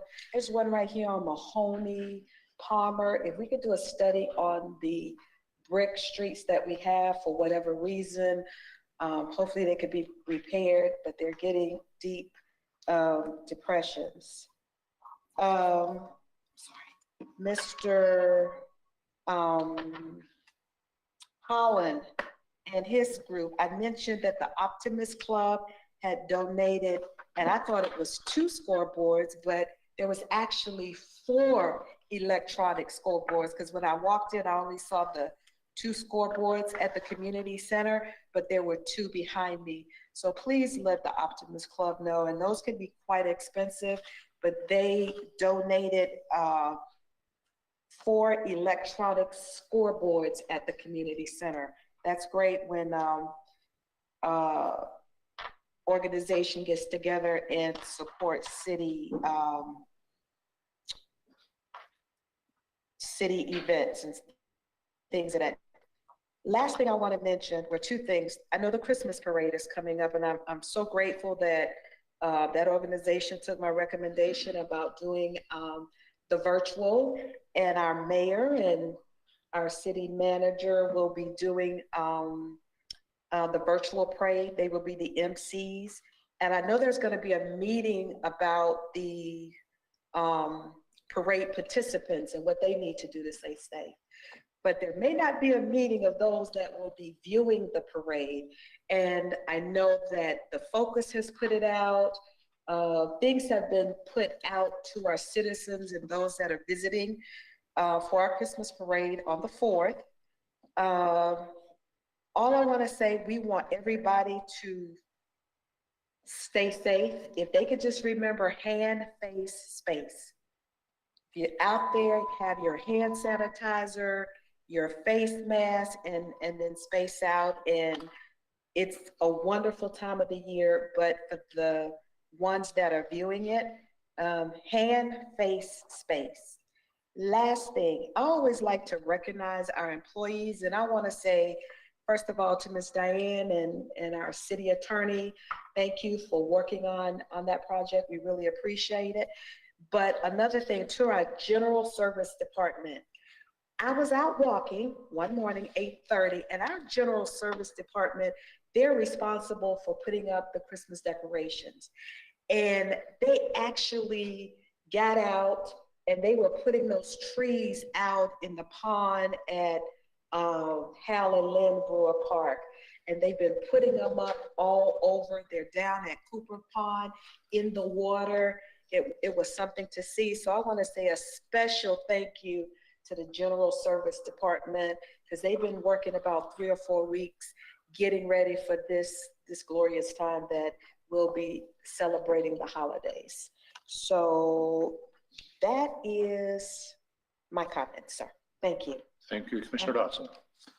Just a note of expressing gratitude on behalf of my wife, Sylvia Azarine Dotson. As you know, she has contributed with a team of helpers on behalf of the United Food Bank to produce the Empty Bowls project for the last 10 years now.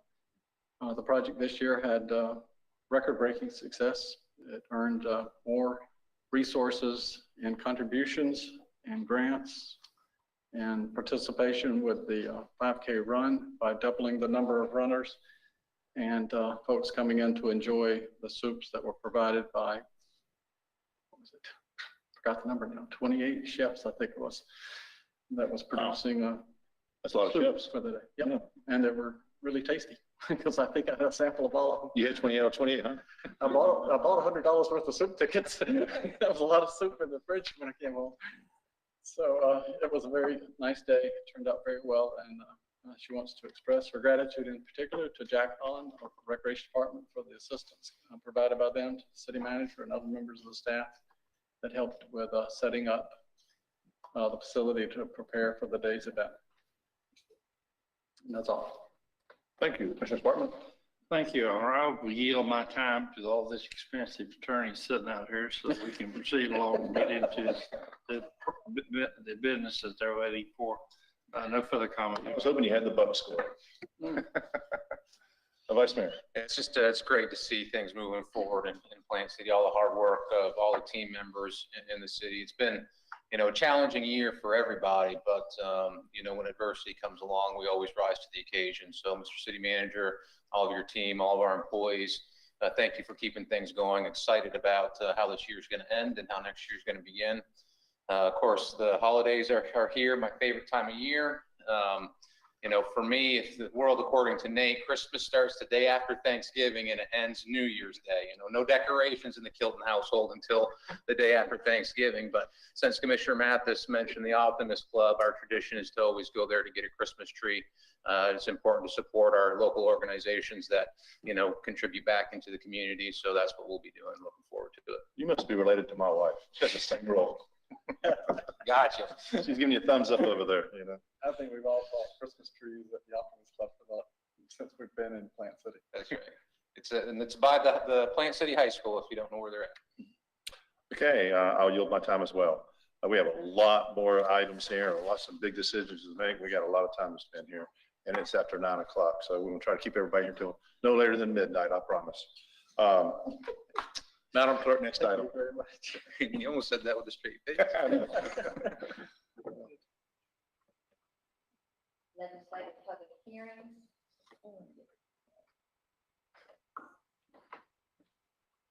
Mr. Holland, thank you so much, sir. This is a public hearing on an ordinance entitled, an ordinance of the City of Plant City, Florida, updating the city's 5-year capital improvement schedule pursuant to section 163.3177 Florida statutes and providing for an effective date. We have, Okay, I believe we have Mr. Diego Guerrera. He's online, and he'll be representing staff. And there he is. I see him now. Okay. Mr. Guerrero, good to see you. Good to see you. Well, nice to hear you, sir. Okay. All right. Well, welcome. Good evening. Thank you. Good evening, Commissioners. Diego Guerra, Planning Commission staff. Today I'm presenting the routine annual update to the capital improvements element schedule of projects. This is a routine annual update that is required by Chapter 163 of Florida statute. Slide. Chapter 163 requires that the schedule of projects or the list of projects that address level of service and adopted in the comprehensive plan be updated on an annual basis. The update would replace the existing schedule found in the comprehensive plan with the schedule listed in your packets.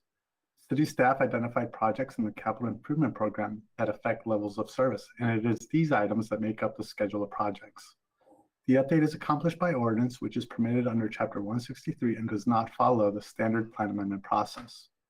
Additionally, plans of other agencies are adopted by reference into the schedule through an existing policy in the capital improvements element. Slide. As you can see on the slide, there are 4 main categories included in the schedule projects. They are streets, utilities, maintenance and operations, stormwater, and parks and recreation. Total 5-year funding amount for these projects is approximately $59.29 million. Slide.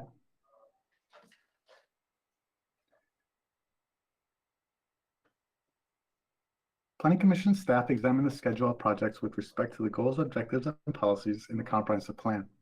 A few of the policies are identified here. However, a full list of policies can be found in your packets.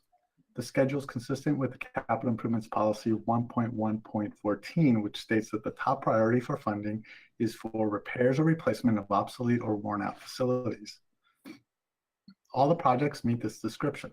The schedule is also consistent with the policies requiring coordination with the 10-year water supply facilities work plan. Additionally, the schedule furthers the intent of the infrastructure sub-elements, which includes language that states to provide quality infrastructure and services to residents and enhancing transportation options. Slide.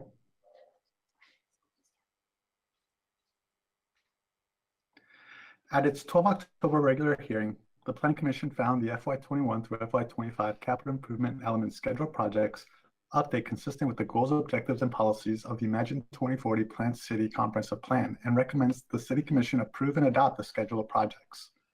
Ladies and gentlemen, this concludes my presentation. Myself and city staff should be available for questions. Okay, any questions, Mr. Guerrero? Mr. Guerrero, thank you for your report. We appreciate it. Okay, this is a public hearing.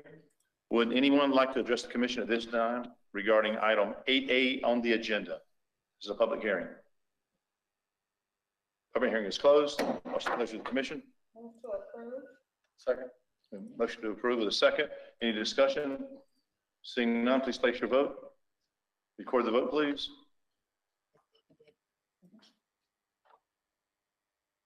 And with a vote of 5-0, the 5-year capital improvement schedule for projects for 2021 through 2025 is approved. Madam Clerk, next item. This is a public hearing on an ordinance entitled, an ordinance of the City of Plant City, Florida regarding the boundaries of the city annexing certain real property upon petition of owners thereof and redefine the boundary lines of said municipality as provided by section 171.044 and 171.055 Florida statutes. Okay, this is a public hearing. We'll begin with a report from Ms. Marlene Haney. Welcome tonight. Thank you. Good evening. My name is Marlene Haney, and I'm a planner with the City's Planning and Zoning Division. This presentation combines 2 annexation requests. In the first case, the property owners of 3 parcels totaling approximately 28 acres contiguous to the city of Plant City corporate limits has requested their property to be annexed. The property is located on the west side of Jack Tucker Road between Jim Johnson and East Spartan Road. Next slide. The development of a single-family subdivision is the reason for the annexation request. Reviewing agencies had no objections to the proposed annexation. Next slide. In the second case, the property owners of 3 parcels totaling approximately 20 acres contiguous to the city corporate limits has requested their property to be annexed. It's located on East Sam Allen Road between North Park and Cloud Roads. Next slide. The development of a hospital is the reason for the annexation request. Reviewing agencies had no objections to the proposed annexation. Next slide. When property is annexed into the city limits, it must undergo a comprehensive plan amendment to be given a city future land use designation, followed by a rezoning to be given a city zoning designation, and then comes the development reviews. Next slide. On September 23rd, 2020, the planning board found a proposed voluntary annexation request consistent with Chapter 171 Florida statutes for annexing properties and to forward the annexation to the City Commission with a recommendation of approval. Staff recommends the City Commission adopt an ordinance accepting the annexation petitions totaling approximately 48.6 acres and incorporating the parcels into the Plant City corporate limits. Next slide. That concludes our presentation. Any questions, Ms. Haney? Seeing none, this is a public hearing. Would anyone like to address the commission at this time regarding item 8B on the agenda regarding 2 parcels of land being annexed? Seeing none, this public hearing is closed. It's the pleasure of the commission. Motion approved, Your Honor. Second? Moved and seconded. Any discussion? Seeing none, please place your vote. Record the vote, please. And it's approved with a vote of 5-0. Ms. Kerr, congratulations.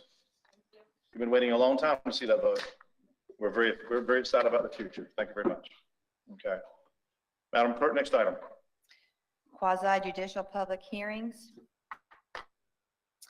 This is a public hearing on a resolution entitled A Resolution of the City Commission of the City of Plant City, Florida, approving the proposed plat of Hunters Creek Phase 1, a subdivision in Section 32, Township 28 South, Range 22 East, Hillsborough County, Florida. Okay. The next 3 public hearings are quasi judicial. If you're planning on participating in any of these 3 public hearings, it's required for you to stand and be sworn in by our clerk. So if you can participate in the next 3 hearings, please stand and be sworn in. Please raise your right hand. Do you swear or affirm that the testimony you're about to give will be the truth, the whole truth, and nothing but the truth? Thank you. Okay, when you approach the bench, please state your name and address. If you would, please make the statement, I have been sworn in for the record, okay? Ms. Haney, thank you very much. And I need you to do the same, by the way, even though you've already been here. My name is Marlene Haney, planner with the Planning and Zoning Division, and I have been sworn in.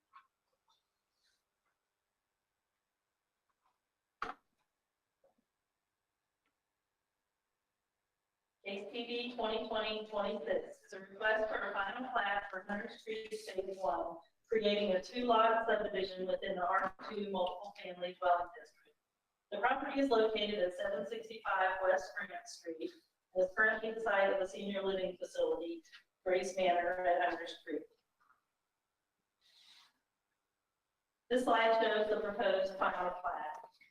The existing 3-story building is located on Lot 1, and a future 3-story building is planned for Lot 2. This shows an aerial view of the existing building and a view of the construction site plan where you can see the layout of the future building. Staff reviewed and found the final plat for Hunters Creek Phase 1 subdivision consistent with the technical requirements of Chapter 94 subdivision regulations, Chapter 102 zoning ordinance, the Imagine 2040 Plant City Comprehensive Plan, and Chapter 177 Park Plan of the Florida statutes for planning. On October 28, 2020, the planning board found the proposed final plan consistent with the above noted requirements and voted to forward the final plat to the city commission with the recommendation of approval. Staff recommends the city commission adopt a resolution approving the Hunter Street Phase 1 final plat. That concludes my presentation. Any questions, Ms. Haney? Thank you very much. Would the applicant like to present? Anyone representing the applicant? Okay, this is a public hearing. Would anyone like to address the commission at this time regarding item 9A on the agenda, which is the final plat for Hunters Creek Phase 1? Seeing none, public hearing is closed. What's the pleasure of the commission? Move to approve. Is there a second? Second. A motion to approve with a second. Any discussion? Seeing none, please place your vote. Record the vote, please. And it's approved with a vote of 5-0. I'll tell you, that's the current facility there is doing wonders of service in our community, and I know that there's a need for that second facility as well, and it's a great organization. It's do a fantastic job. Very excited about that. Madam Clerk, next next item on the agenda. This is a public hearing on an ordinance entitled, an ordinance of the City of Plant City, Florida, rezoning an approximately 8.96 acre parcel of land located at the northeast corner of Daniels Road and West Troutmore Road from R-3 Multiple Family Dwelling District to PD Plan Development District in accordance with the General Site Development Plan of Alaventa Plan Development District as filed in the office of the city clerk. This is a public hearing. We'll begin with with city staff from Ms. Haney. Again, I'm Marlene Haney, planner with the Planning and Zoning Division, and I have been sworn in. Thank you. This is a request for rezoning from R3 Multiple Family Dwelling District to Alaventa Plan Development District. The site is approximately 9 acres located on the northeast corner of Daniels Road in West Troutmore. The future land use of the property is mixed-use gateway, which requires at least two types of uses. The Alaventa is in 2 uses. Pot A is approximately 7 acres, and the use will be a maximum of 32 single-family residential lots. Pot B is approximately 1.79 acres, and the use will be a maximum of 5,000 square feet of commercial office. The 32 lots within Pot A will have a minimum lot width of 50 feet and a minimum lot area of 5,000 square feet. The setbacks will be 20 feet to the front, 10 on the side, and 30 on the rear, with allowable reductions for lots that are open areas such as retention ponds and conservation areas. The commercial uses in Pot B will be those allowed in the C1A neighborhood business district, with some exceptions listed on the DP. The maximum building height is 45 feet, and the setbacks required are 20 to the front, 20 foot to the sides, and 20 foot to the rear. The square footage of the commercial is also limited to 5,000 square feet. As far as the infrastructure goes, the developer will be responsible for extending utilities to the site. The city has the capacity to serve the proposed development. There are no wetlands on the site as determined by the EPC, and the traffic analysis was performed, and there are no traffic improvements required. This slide shows the detail. And I'd like to propose access points. There's one on West Fratnell leading into the commercial area, and one on Daniels Road for the residential area. Possibly not being shared with. Both will be subject to approval by Oprah County. These are both county roads. On October 28, 2020, the planning board found that the proposed rezoning is consistent with chapter 102 of the Plan City Code of Ordinances and the Imagine 2040 Plan City Comprehensive Plan, and voted to forward the rezoning to the city commission with the recommendation of the staff. The city commission adopted an ordinance approving the rezoning from R3 to Plan Development District. And that concludes my presentation. Thank you very much, Ms. Haney. Any questions, Ms. Haney? Seeing none, thank you very much. Does the applicant, someone representing applicant, Mr. Waldron? You know the role? Bill Waldron, 2736 Gulf Lake Drive, City Manager, sworn in. We appreciate the staff support, staff view on board. One clarification, you mentioned the side yard setbacks in residence is 20 feet. It's 10 feet and 10 feet, so it's 10 feet on side, 10 feet on side, not 20 on each side. Any questions, Mr. Waldron? Thank you. This is a public hearing. Would anyone like to address the commission at this time?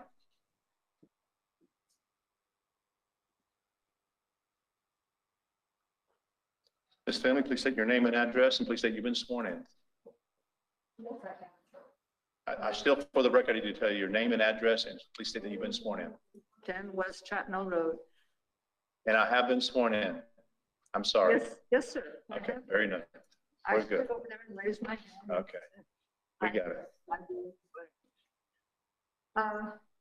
It's really sad to me to drive down Patna Road and have to turn at 39 and there's cars. And sometimes you have to wait through 2 traffic lights now. And now you're planning, I know that whole corner that's got pine trees on, it's gonna be houses. You're planning more houses down the street since you're building all that sewer and all that other stuff. And now you're gonna build more houses there. I would request that you put a traffic light in front of my house or my driveway, because I ain't gonna be able to get out at all, out of my property. And then to go anywhere, to get on my road, forget it. To get down to 39 and get on 39, forget it. There's gonna be so much traffic, it's unreal. It's already a madhouse in Plant City. And I'm glad you all enjoy it, love it. I think Plant City is a wonderful place, but I've lived here 30 years and I have a very different opinion. Thank you. Thank you, Mr. Finley. This is a public hearing. Would anyone like to address the commission this time? Seeing no other requests, this public hearing is closed. What's the pleasure of the commission? Move for approval, acceptance, Your Honor. Second. Is been moved and second. Is there any discussion? Seeing none, please place your vote. Record the vote, please. That's approved with a vote of 5-0. Madam Clerk, next item. This is the public hearing on an ordinance entitled, an ordinance of the City of Plant City, Florida, renaming the North Park Isles Planned Development District as the North Park Isle Planned Development District, rezoning approximately 234.61 acres of real property located north of East Sam Allen Road, south of Williams Road, east of Paul S. Buckman Highway, and west of North Wilder Road from Hillsborough County AS-1 Agricultural Single Family to PD Planned Development District in accordance with the General Site Development Plan of North Park Isle Planned Development District as filed in the Office of the City Clerk, and approving and adopting the conceptual modification of the Site Development Plan for said district. Okay, this is the public hearing, and we're going to start off with a staff report by Ms. Robin Baker. Ms. Baker? Good evening. Robin Baker, Senior Planner, Planning and Zoning, and I have been sworn in. Thank you. The request before you this evening, PB 2019-10, is for the North Park Isle PD modification. The site is located north of the intersection of Sam Allen Road and Park Road, west of Wilder Road. Has a future land use designation of residential 6. I believe when this was created, there was still some residential 4 left, but that's all been approved at this point to residential 6. And the existing zoning is planned development and Hillsborough County Agriculture Single Family 1. Now, as you all know, this request was originally heard by the City Commission in February of 2020, where the application was continued in order for the applicant to address some of the concerns heard at that hearing.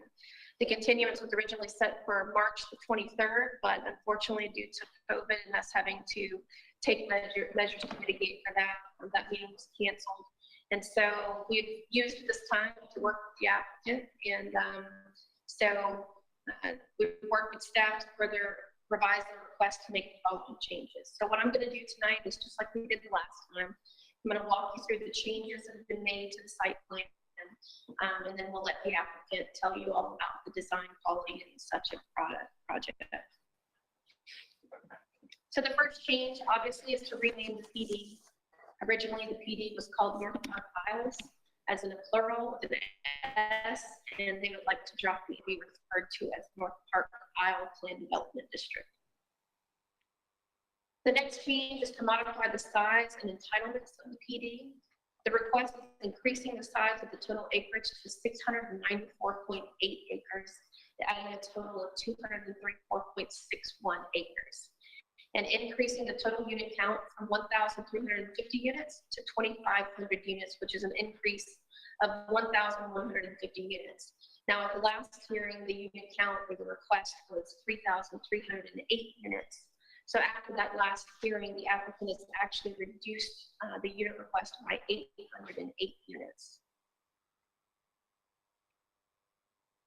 They're also requesting a reduction of the minimum lot width. Currently, the project is approved for 45-foot wide lots, and they're asking for a 40-foot wide lot. But the applicant is proposing a limit of no more than 30% of the single-family detached units be 40-foot wide lots. At 2,250 single-family detached unit, that means that no more than 675 units could be 40-foot wide. Another thing I'd like to point out, this particular graphic doesn't show it here, but the final site plan for the 40-foot wide lots. The provision in the code that allows projects over 350 acres to reduce their side yard setbacks also has a provision for reduced front yard setback down to 10 feet.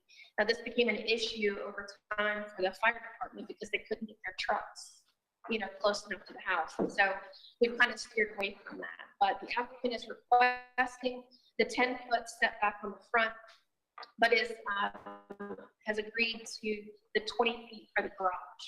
So the driveway, that portion of the house will be set back 20 feet on the front, but there is going to be allowance for a portion of the house that's not the driveway to be 10 feet.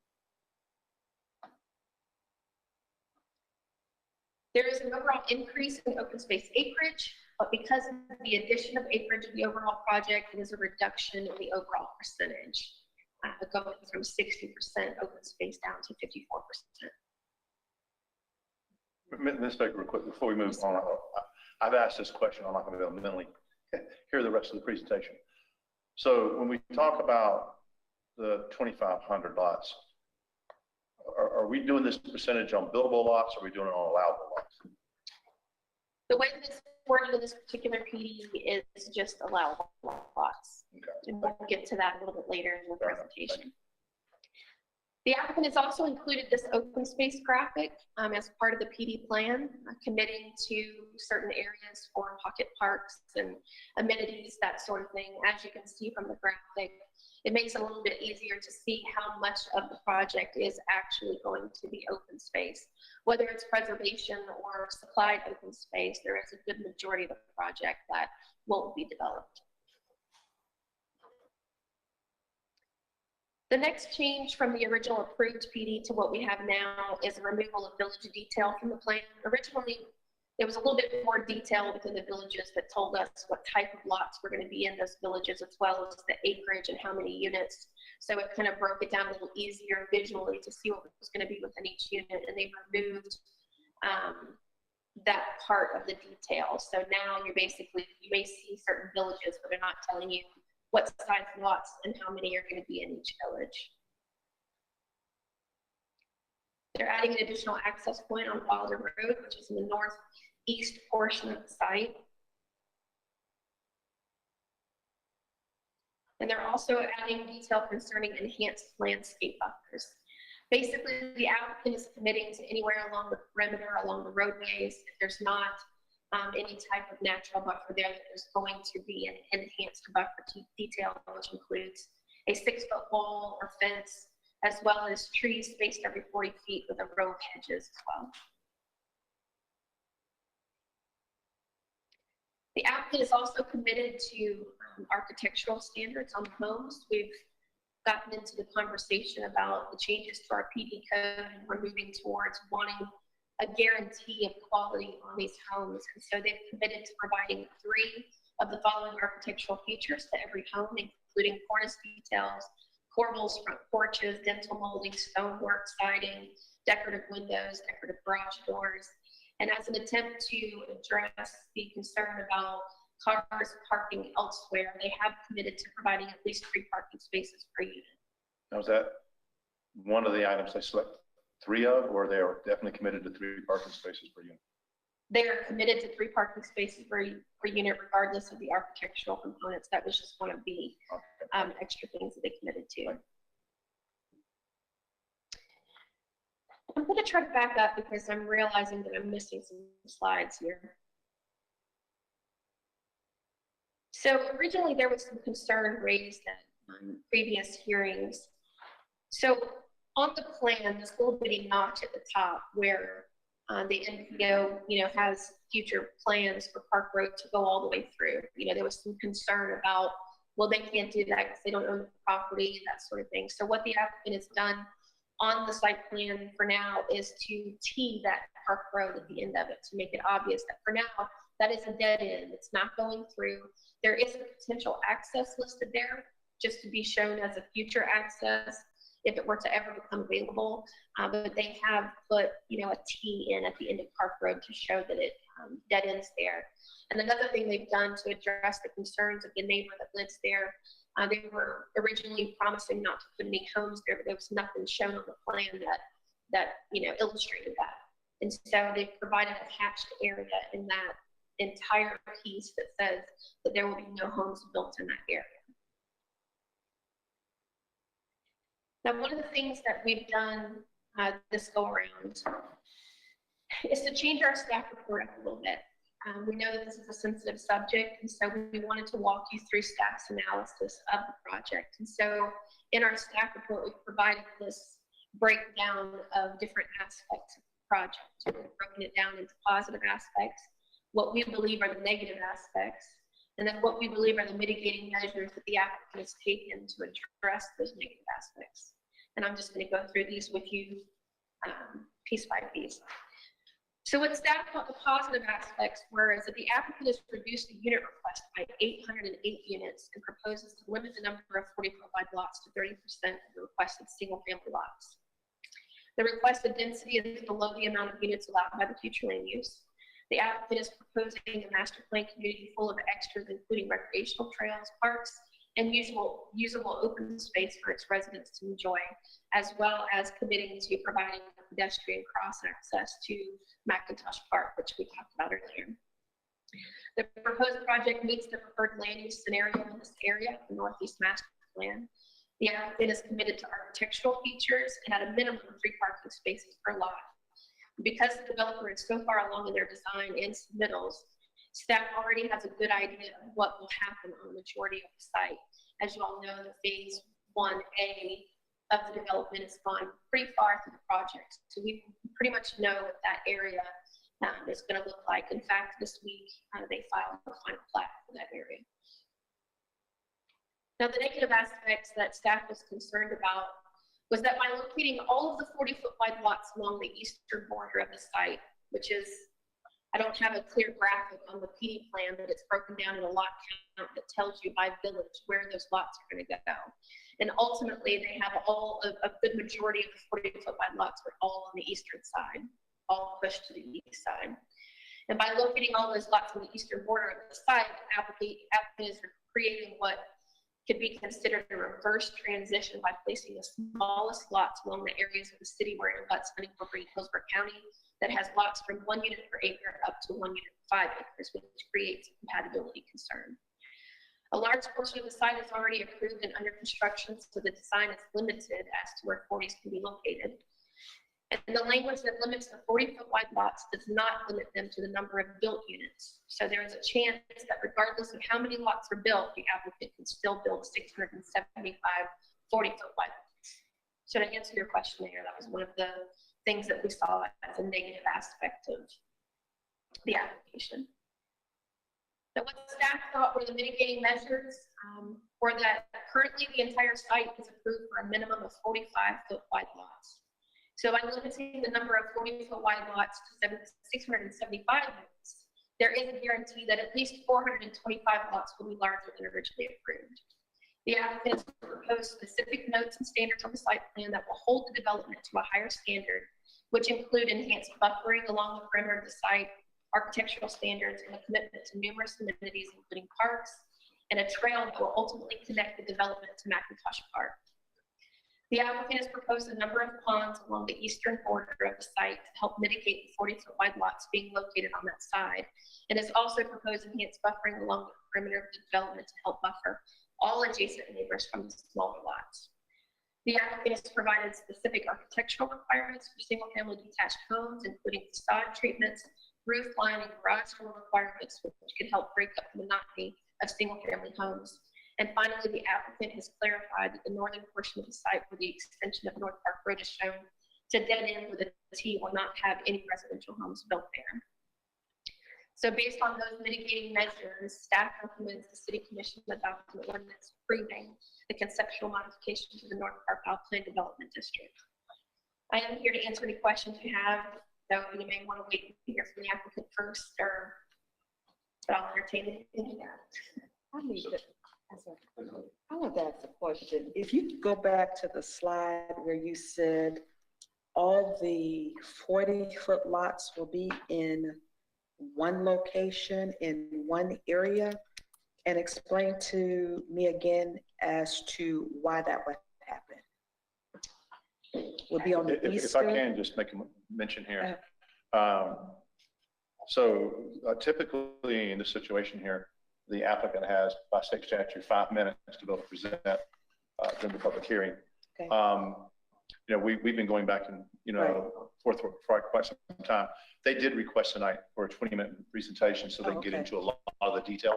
Okay. And so I'm fine with Ms. Baker, go ahead and answer your question, but I want you to know that instead of the standard 5-minute meeting, we approved them to have a 20-minute presentation because they're going to dive deep into a lot of the detail that might answer a lot of the questions we have here tonight. That's fine. But Ms. Baker, go ahead with a quick question.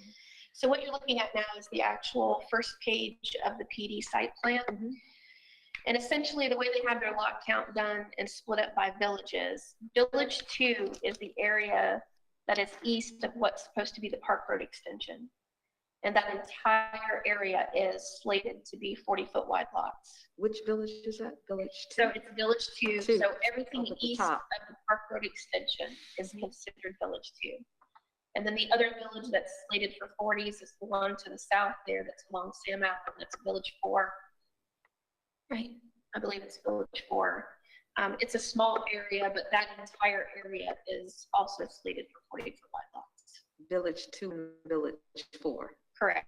And everything else will be a mixture of 50s and 60s. I'll wait until they do their presentation. I'll ask them. Any other questions, Ms. Baker? Okay, I think we have the applicant would like to present.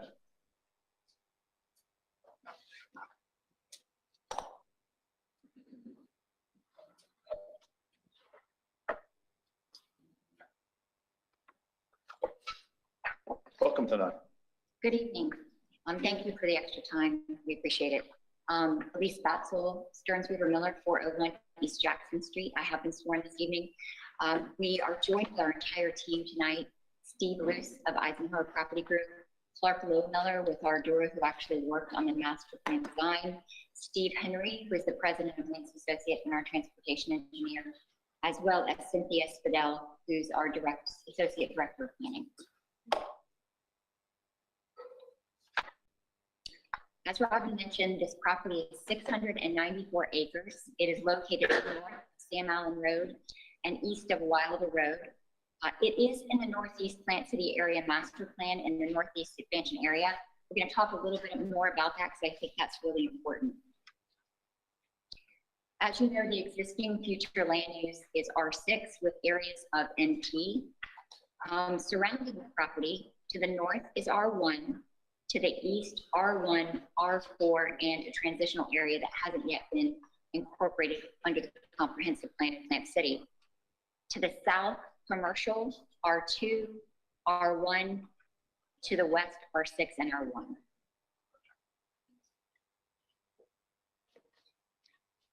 The existing zoning is PD, AS1, R1A, and Robin's already gone through the surrounding zoning, so I won't go ahead and repeat that. The Plant City Comprehensive Plan has a vision map in it, and within that vision map, it provides certain things for certain areas within town. And this is one of the areas where North Park Isle is located within that area. The first tenet of that vision plan says that Plant City continues to experience a high demand for additional single-family lots and building types. It recognizes that dominance of single-family building types is expected to continue growing. We have COVID, so we're having more people wanting to live in a single-family home, particularly in this environment. Housing demands coupled with a high cost of available vacant land along with the rising cost of development, has to encourage different kinds of developments, like our master plan communities, like our planned developments. We have to think a little more innovatively, and your vision map actually encourages you to do that.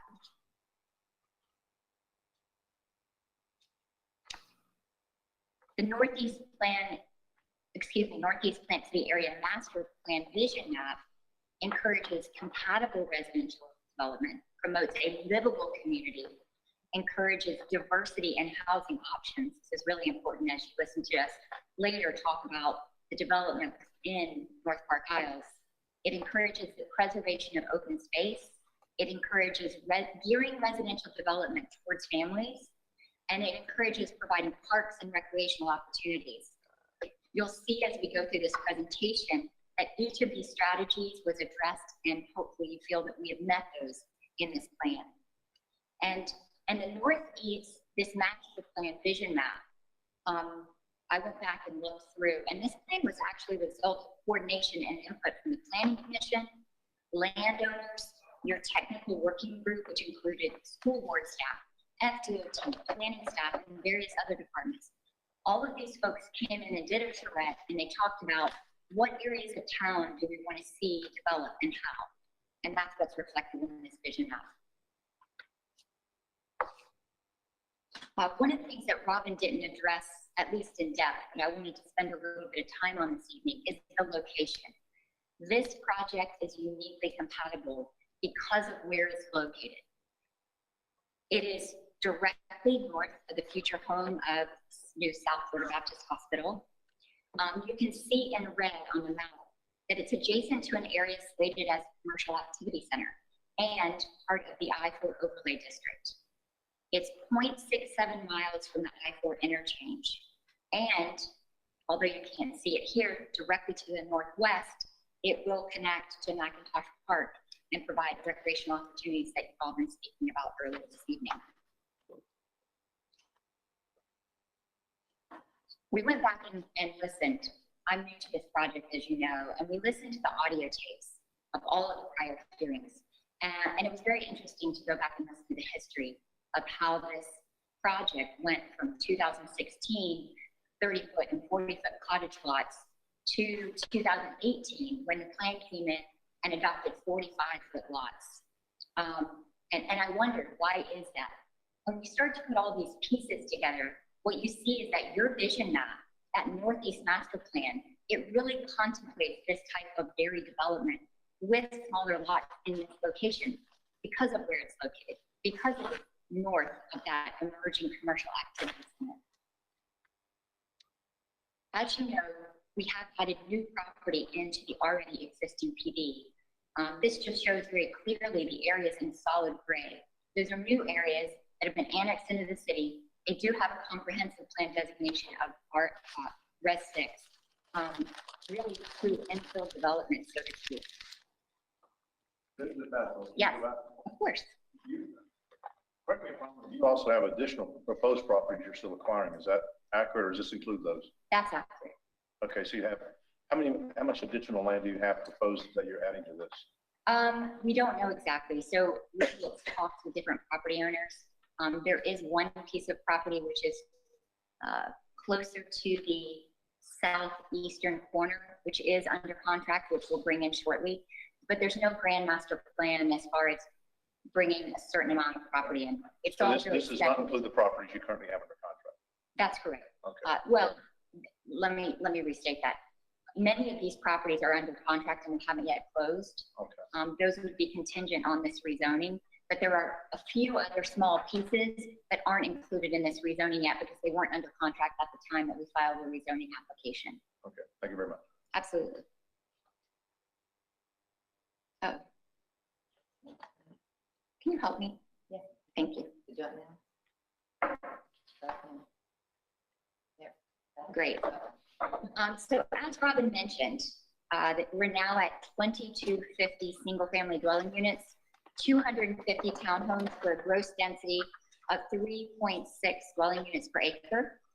The net density is 4.8 dwelling units per acre. As you know, this is a significant reduction, which we'll talk about in the next slide. So Robin went over the regulatory changes to the PD plan, but I want to focus on one thing. You know, I've seen many other developments and I've read other conditions, and what we've committed to today, there's no condition that says to the greatest extent possible or if achievable. Every condition that we've agreed to, we will do. If they say shall, we must. So just with that framework, we drafted a number of conditions and added a number of architectural features, master planning features that we hope will address a lot of your concerns. But to get back to the actual changes to the PD site plan, we went in and we reduced the number of lots by 808. That was from 3,308 dwelling units to 2,500 dwelling units, which includes 250 townhome units. We did originally have no percentage, no limit at all on 40-foot lots. Technically, you could have gone in and built 3,308 40-foot lots. I don't think that was the intent, but we wanted to clarify that we are limiting the percentage of 40-foot lots to a maximum of 30%. And I want to address your concern, Mayor, a lot, because I spoke to the client about this. We've listened to all of your communications. And one of the things that's really difficult is that our client is the master developer. So they're going to actually go out and they're going to develop this entire site. They're going to put in the infrastructure. They're going to put in the amenities. They're going to put in the beautification elements. They're going to spend that money. But when they go and they contract with builders who are going to do the vertical construction, they don't build homes. They're not home builders, but they're going to own this property from today until the day that all of this infrastructure in this development is built. So you're going to get a variety of home builders that are going to come in and build on different sections of this property. And so one of the reasons that we have said, you know, we'll limit this to 30% and to a certain number is that then gives them certainty when they go into contract. They know that there can be this many 40s, this many 50s, this many 60s, and so forth. I know Commissioner Dodson, you were concerned that the development pods came off. We have put those back on. And I did want to clarify one thing. The units and the villages, if you look at the plan, say that these are places where the minimum size could be 40. That does not mean that everything within that pod will be 40-foot lots. It just means that certain lots can have a minimum of 40, certain lots, development pods, certain villages or development pods have to be greater. So that's the distinction there. We did not have any true architectural guidelines, but we did create a master, what we call pattern book, which Clark Miller is going to go through all of those details with you. And we added a regulatory condition that says we must, on every unit, that includes single family units and townhome units, not just single family. We have to have 3 architectural features, and there's a long list of examples. But the idea here is to avoid that cookie cutter that I think was underlying some of the concerns at prior hearings. In addition, as Robin mentioned, we did address parking by requiring a minimum of 3 spaces for each single family dwelling unit. This will keep cars off the street, provide a nice aesthetic detail when you're going on down the streets. And finally, originally, we just had the required landscaping under the code. There was no special enhanced provisions. But we heard your concerns and we heard neighbor concerns about what are these 40-foot products going to look like. And so the idea of the enhanced buffer is we want to visually help screen those units to the extent necessary from anyone that may be passing by that was concerned about them being a little bit closer to the road or the perimeter of the property. So that condition provides enhanced landscape buffering for lots of the project perimeter. That's along Sam Allen, that's Park Road, that's Wilder Road. And that includes a 6-foot opaque fence, a minimum of 3-inch caliber trees spaced 20 feet apart.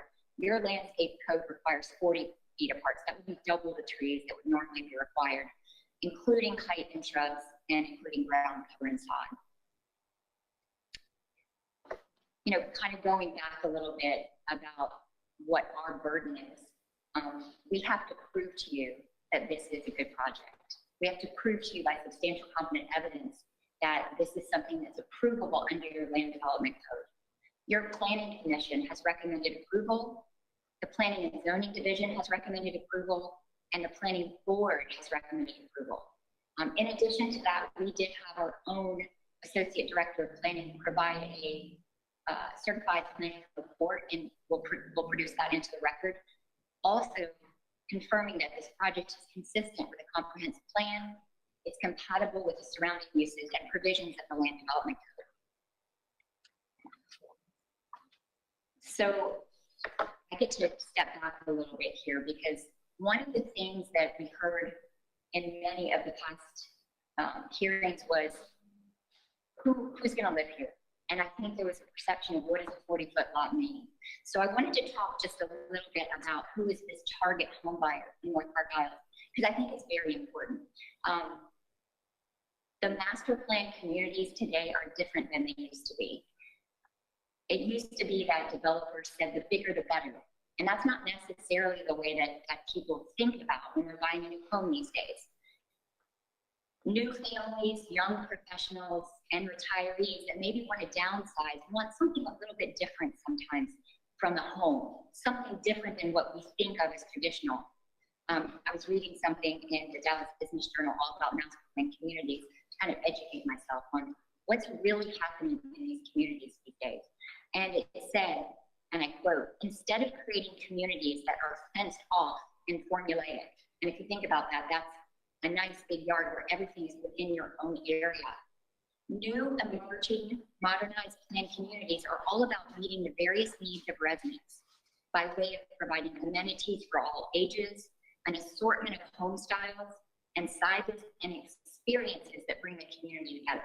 And I think that's really important, because it's those experiences that you provide in that community, the walkability, the trail, that bring people out of their homes and into the community.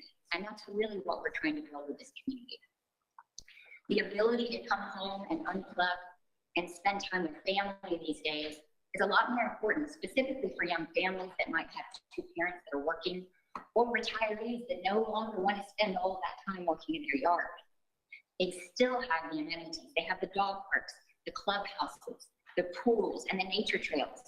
The idea is to make their lives easier and more enjoyable in their own community. And then finally, before I turn it over to Clark, I want to address sort of the idea of quantity versus quality. And I know that was a big issue and concern with many of you on the board. Our team spent a lot of time trying to distill down what was the concern. And again, my sense, and I don't mean to speak for the board, and you can certainly tell me if I'm incorrect, but my sense in sort of stepping back and listening to what you said was that it wasn't really the 40-foot lots. It was the sense that this development wasn't going to be a quality development. And so we, at this point in time, want to show you why we believe this is going to be a quality development through our design standards and the pattern book that we've created. So with that, I'd like to turn it over to Clark Miller with our jury, who's going to walk you through that. Our entire team is here to answer questions too. Thank you. Thank you. And Clark, I need you to state your name and address and say that you've been sworn in.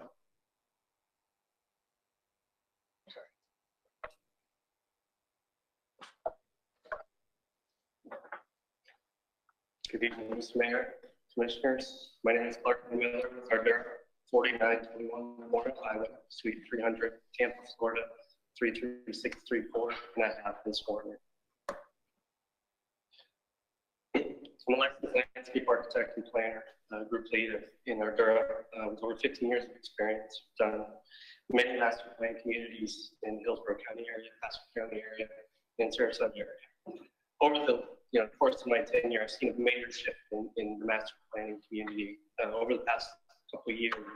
It's really turned to more pocket parks, more walkability, more threshold experiences coming into your arrival, coming into your community, more amenities to bring people and keep them in the community.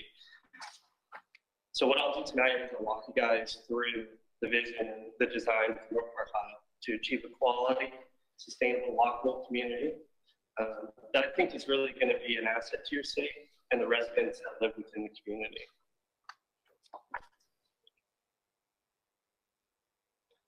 So some of the items I'm going to cover tonight will be the overall master plan, which you've seen a couple of iterations of that on our MPUD tonight. Some of the signage and the entry features and gateways, the amenity spaces, also known as pocket parks, and some of the plants and pallets that we're going to propose or are being proposed currently within development. So this slide shows an overall area view of the master plan for North Park Isles. What you'll see out here is a couple icons. The red ones reflect the two major amenity centers that we're providing in the community. And I'll go over the more details of those in a few minutes. There's multiple purple dots that kind of get lost in the graphic, but they're scattered throughout the community. These provide little common spaces that are within walking distance to pretty much every home that are a nice, easy walk to get to. That provide the residents a place to enjoy with their children, grandchildren, just walk their pets to and from, sit outside, just enjoy the fresh air. It's something a lot of us have come to really enjoy in these times. There's also a trail system that was mentioned that is being planned to easily connect to all the pocket parks and the main community areas within the overall development, so that residents won't have to get in their cars and drive out of the community to get to some of these features that they want to enjoy. Now, we could go through some of the process that we've been doing over the last couple of years, and then also taking into consideration some of your guys' testimony. This slide shows some of the process that has gone into the iterations of the amenity center in phase one. And, you know, we've been working pretty hard on the overall design. I think we came up with a pretty cool design that we're proud of, and I think the residents are really going to enjoy it as well. So here's just kind of an entry sketch that we put together that shows some plantings, how the roads are going to come together, how they're going to be amenitized, and how really create that threshold experience as you enter into the neighborhood. It's got the monument sign, some plantings that can frame that monument sign and some visuals. And it will be planted with some colorful plants, homemade, of course. Here's some of the sketches of the monument signs, just to show the quality, the size, the scale, and kind of the thought that went into it.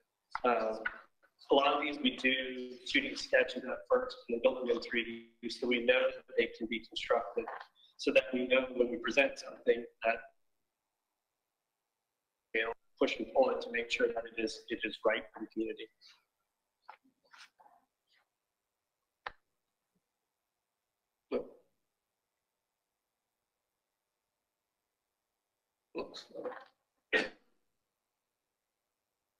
There. So here's an actual rendering of what the monument sign that we're getting ready to permit right now, phase one.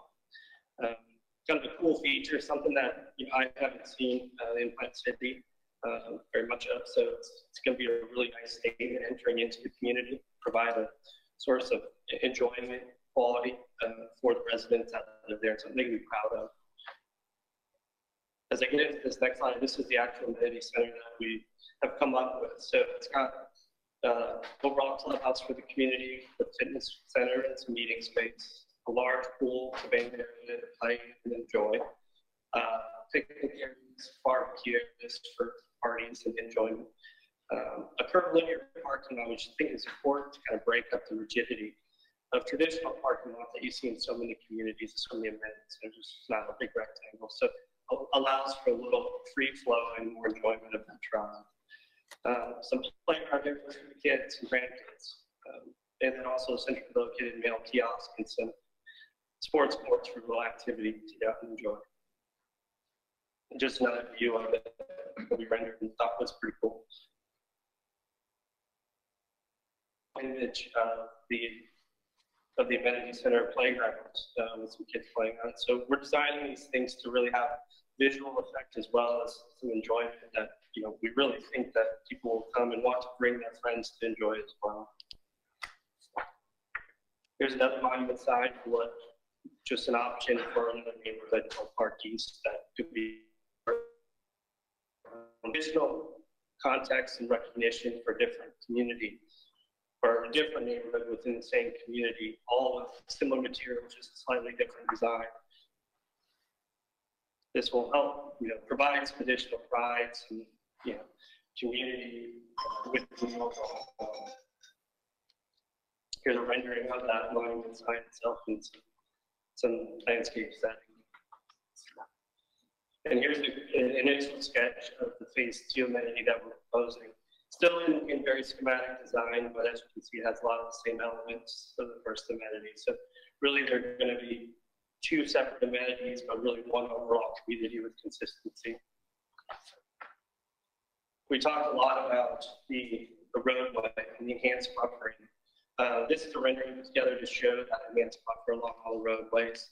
It's got a combination of ornamental and canopy trees between 20 and 30 feet apart, but that alternating species and more natural feeling of the canopy along the roadway. The multiple heights and variation of the canopy will allow screening for the rooftops. There's also a proposed 6-foot high PVC fence along the entire roadway, along with a 36-inch high continuous evergreen hedge. This will allow visibility and screening for both the motorists and the pedestrians. So you're not going to see the neighborhood, the rooftops, and the homes. You're going to really see a beautiful corridor as you drive down it. And here's a plan or a bird's eye perspective of that kind of view, just to kind of get a visual experience of what it'll look like. So one thing that's pretty interesting about this site is all the pocket parks that are planned within the community. This is a typical pocket park that is abutting a lake. So this will have a Commute kayak launch to get out there with your friends, family, grandkids, fishing on the lake, do some water sports activities. These are all walkable parks. Some other parks may be programmed dog parks, open lawns to play soccer, baseball, or just run around and just have fun. Some others may have playground facilities, butterfly gardens, walking trails, sensory gardens, things like that, just to really enjoy the outdoors. As we thought through this, we did some research and wanted to really make sure we put back the plants that were existing on site. We used a lot of native plants to try to promote a sustainable landscape within the community that are existing out there on site. So here's some palms and trees that we'll be intending to use. Here's the plant list for some of the shrubs and grasses.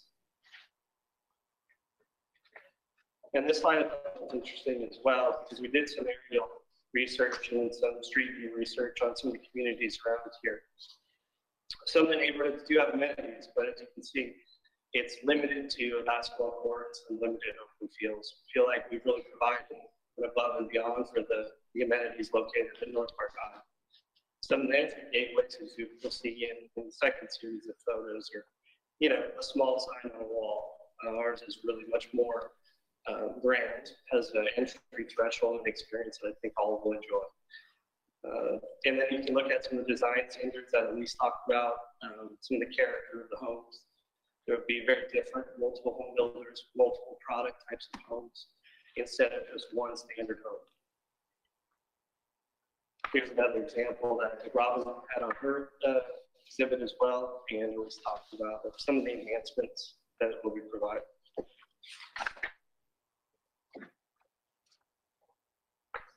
So the final slide that I'll talk through is just the trail system connectivity that we're trying to implement and propose. Phase 1 part, as Robin mentioned, is on the permitting right now. So we've provided all the pocket parks in phase 1. Phase 2 will follow similar suit. Again, 40% of the area will be open space, parks, lakes, wetlands, multiple curvilinear streets kind of break up the monotony of the homes.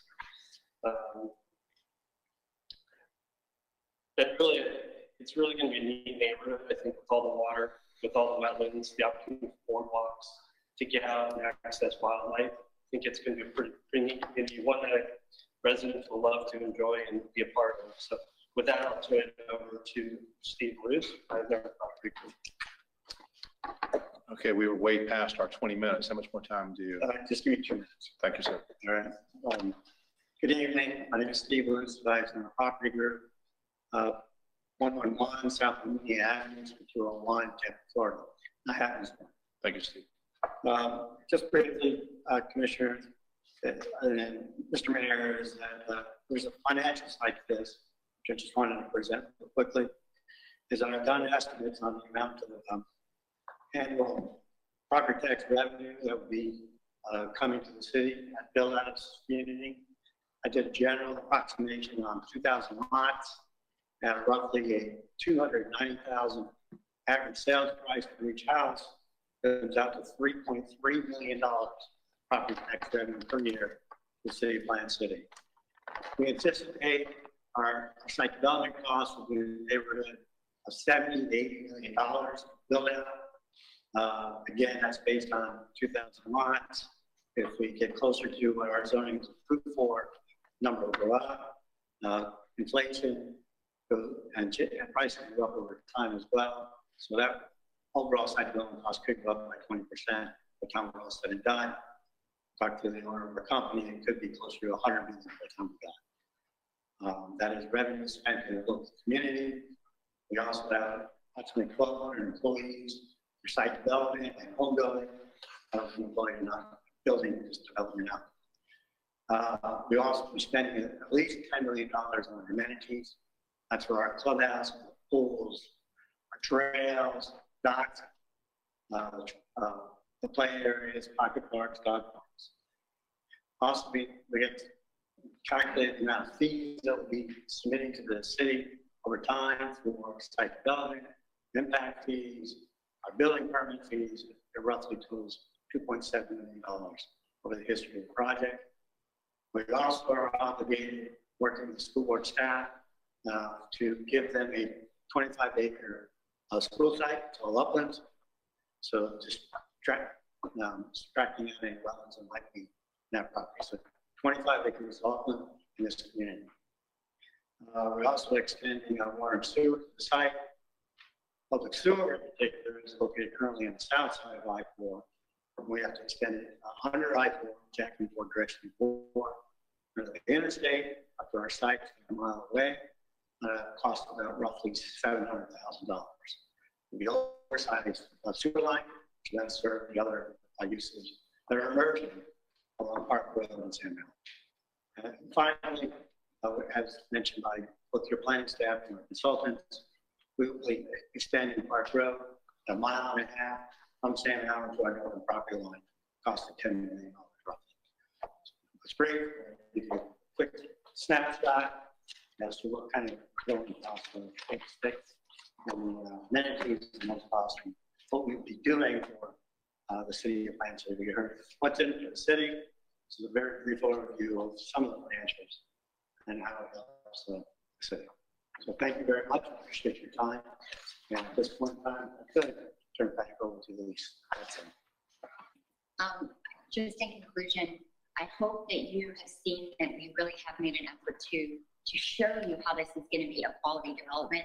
And while it may be different than what you traditionally think of as a neighborhood, we think this is a different kind of quality and we hope that you will consider too. I'm here to answer any questions, and if you don't mind, may I submit to the Please. Thank you so much for your time. Thank you very much. Okay. This is a public hearing. Would anyone in the audience like to address the commission at this time? This is a public hearing. Would anyone in the audience like to address the commission at this time? And Madam Clerk, I believe no one online asked to address the commission either about this. Nobody contacted me to speak. Thank you very much. Okay. Oh. I'm Diane Wyatt, 4210 Wyatt Acres Road, and I have been sworn in. My main concern was the 5 acres that my house faces, that's at the north end of the project. I have spoken with your zoning today. They said it is blocked off for the time being. My question is, what's going to happen after the block? Like, it's supposed to go straight through in front of my yard, not front of my yard, but in front of my home. That 5 acres that is my concern. Is it going to be fenced off at this point? Is the Park Road going to be done, but yet fence or not do anything? That makes sense. I don't know. That makes a lot of sense. Ms. Baker, please answer that. Sorry. And good to see Ms. Wyatt. Yeah. As I mentioned in my presentation earlier, they have slated that area as no development. So that 5 acres to the north of the project, they won't be building any houses there unless they were to come back and do something different at a later date, which would have to be approved by this commission. But as far as what's shown on the site plan, I would ask the applicant to explain what they plan to do around the perimeter. But other than, as far as the roadway is concerned, they're showing no development in that area. Is that going to be Mr. Luce? Yes, just Please. briefly, we can put a 6-foot fence along the property line if that's desirous to the adjacent property owner, the board. Okay. Tell you what, Mr. Luce, if we approve this tonight, we work with Ms. Wyatt, dear friend for a long, long time. And so that's not the reason, but I mean, she's here for the right reason, and please work with her to make sure she's happy. Absolutely. Be glad to. Thank you. Thank you. Okay. This is a public hearing. Would anyone like to address the commission at this time regarding this item? Okay. Ms. Baker, would you like to rebut anything you've heard today? No? Ms. Baswell, is there anything you'd like to rebut that you've heard today? Any corrections or so forth? Oh, there she is. I was like, I thought you were just left. Okay. So you're good. So what? She's a moving target. She's a moving target. I know you were back there earlier. Okay, this public hearing is closed. Okay. What is the pleasure of the commission? Move to approve. There a second? Second. Moving to second. Any discussion? Questions, Mr. Mayor? Yes, sir. Elise, if you Yes, step sir. back up, maybe you can help me with this. I've got 2 questions. On the lot details, the site plan, it shows a 70-foot standard lot detail. Yes, sir. It also says the word optional above it. Can you express why it says optional? Of course. So there is a schedule of lot sizes. We would like the option to make sure that if we want to increase the size of those lots, we do have that option. So while there are 40s, 50s, and 60s, we would like to retain. We were concerned that if we did not have a larger lot detail, then if we went in and there were certain areas, let's say, for example, there are certain areas that are pie-shaped lots or irregular, or a developer, a home builder wants to come in and have larger lots. We'd like to have the option to have larger lots if, if a builder wants to come in to do that, or if engineering on the site requires that we should do that in certain areas. We were afraid if we just had those 3, it would be prescriptive and we wouldn't have the ability to create larger lots. So we did want to keep that as an option. So although it's an option, it's not explicit on how many or any 70-foot lots there would be. Yes, sir. And Steve, do you want to address the intent there?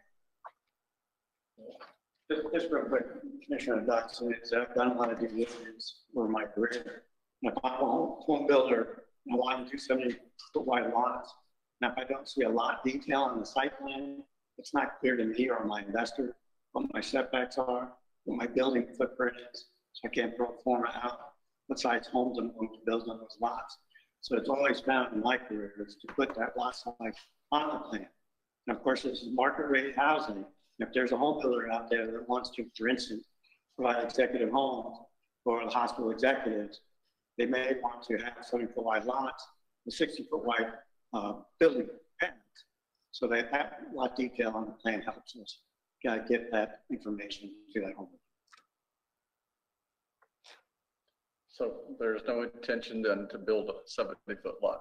Not at the moment, yeah. But if there's a home builder out there that wants to come along and do it, I just want that information on the plan. Let me follow up with this. Most of these lots, well, at least 30% of them are 40-foot wide. What if a buyer came to you and said, I can't live with a 40-foot lot and I don't want to live in the other where there's a 60-foot lot or a 50-foot lot? Can they buy 2 40-foot lots to make an 80-foot lot? Yes. Yes, I can. Okay.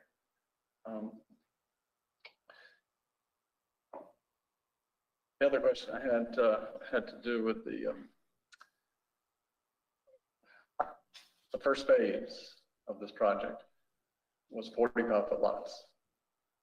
second page, you're proposing 40-foot lots, even after hearing us talk about the objections that were raised by making that proposal. Why did you come back with a 45-foot lot? I mean, a 40-foot lot instead of a 45-foot lot? Commissioner, I've worked for home builders in my career, and the industry standards and Tampa Bay region in general is a 40-foot wide lot, 50-foot wide lot, 60-foot wide lot in general. That's generally the market today. So a 45-foot wide lot, what would happen is that there are building plans for 40 to 30-foot wide lot building. For a 50-foot wide lot, there's a 40-foot wide home. For a 60-foot wide lot, there's a 50-foot wide home.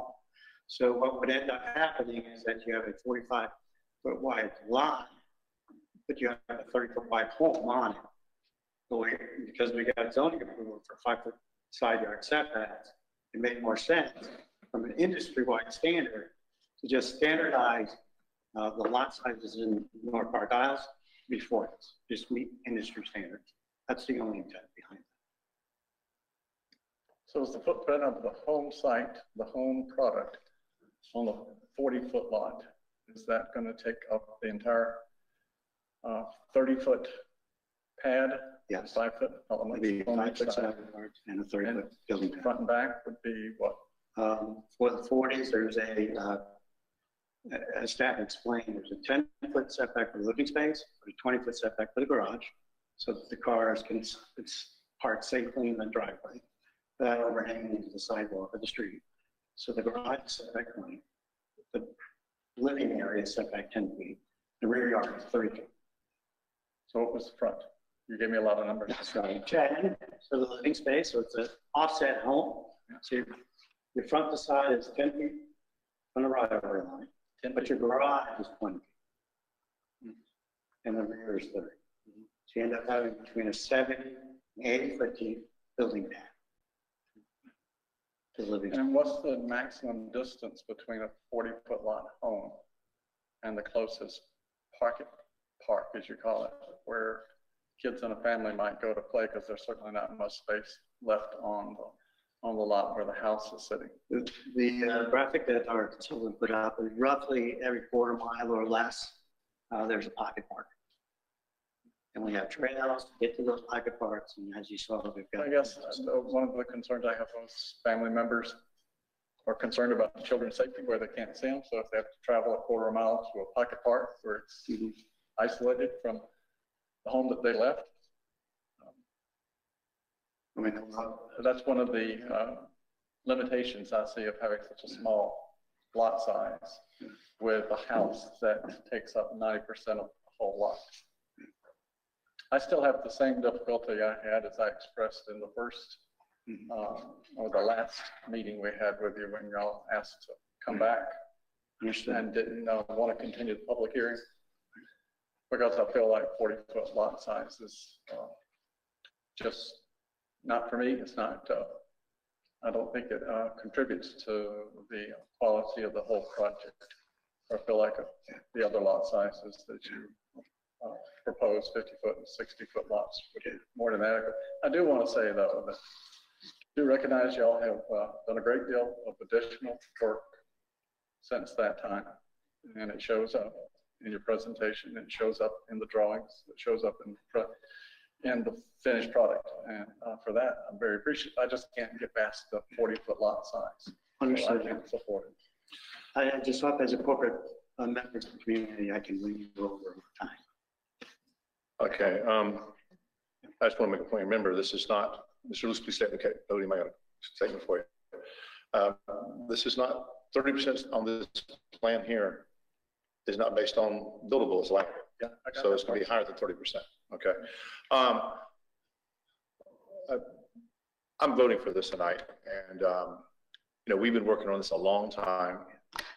We've had some very, very, very hard meetings where we're going, we will do this, we won't do that, and I just want to recognize that what you want. I can tell you come very close. This is a great example of how you've listened to us. You've gone back to the bucket parts, you've gone back to the pads. the amount of open space being at 40%, there's not very many communities built at 40% open space. Basically, I counted the roads, and there's only homes on 8 roads that's not going to be on water. So the majority of the people living there are going to have water in their backyard, so they don't have a neighbor in their backyard, you know. And you know, I like the 2 community centers. I like the signage. I like the buffering. I like that we got away from just shrubs to actual, you know, walls. Okay, that's bordering between the roads and the communities and so forth. So there's a lot of things I like. Okay, I struggle a little bit, probably a lot. Okay, with the same thing Commissioner Dotson does. Okay, but I'm sure glad we got away from 50% to 60% down to 30%. Okay, so you listened to us and you moved our way here a lot. Appreciate it. I think what you're seeing here and with the discussion, this is the first 2,000 plus home development since Walden Lake. Okay, and this project sets the bar and the tone of other, you know, communities that we built in the area. Okay, and we have families that's been living in that area for multiple generations, and we recognize that. We want to be, you know, make sure that we're respectful to those families. At the same time, we want to meet the housing needs of our current community. And again, I think you came in tonight and gave us 90%, 95% of what I was looking for. If I had my druthers, I'd get rid of the 40s. But in the last meeting, we asked you for 20 to 30%. You came in at 30%. And so I'm happy with this project. I'm actually thrilled about it. So I'm going to vote for this. I don't know if there's any other comments or questions, you know, but if not, please place your vote. Let's record the vote. And with a 4 and 1 against, okay, this is approved with a 4-1 vote. Okay, congratulations.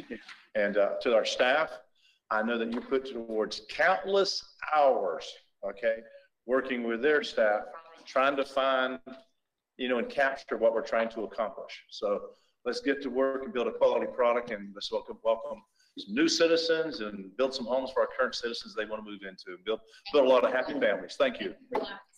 Congratulations. Congratulations. Thank you. Okay. Madam Clerk, next item. Other resolutions and ordinances. This is an ordinance entitled, an ordinance of the City of Plant City, Florida, approving and adopting the conceptual modification of general site development plan for Brea Plan Development District. I also have a resolution entitled, a resolution setting a public hearing, proposed enactment of an ordinance by the City Commission of the City of Plant City, Florida, in accordance with section 166.041 Florida statute and other applicable law.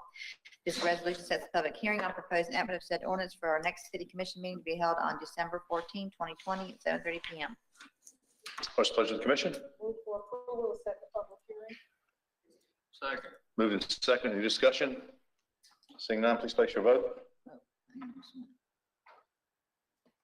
Already starting and go. All four signify by saying aye. Aye. Opposed, nay. Thank you. Approve with a vote of 5-0. Madam Clerk, next item.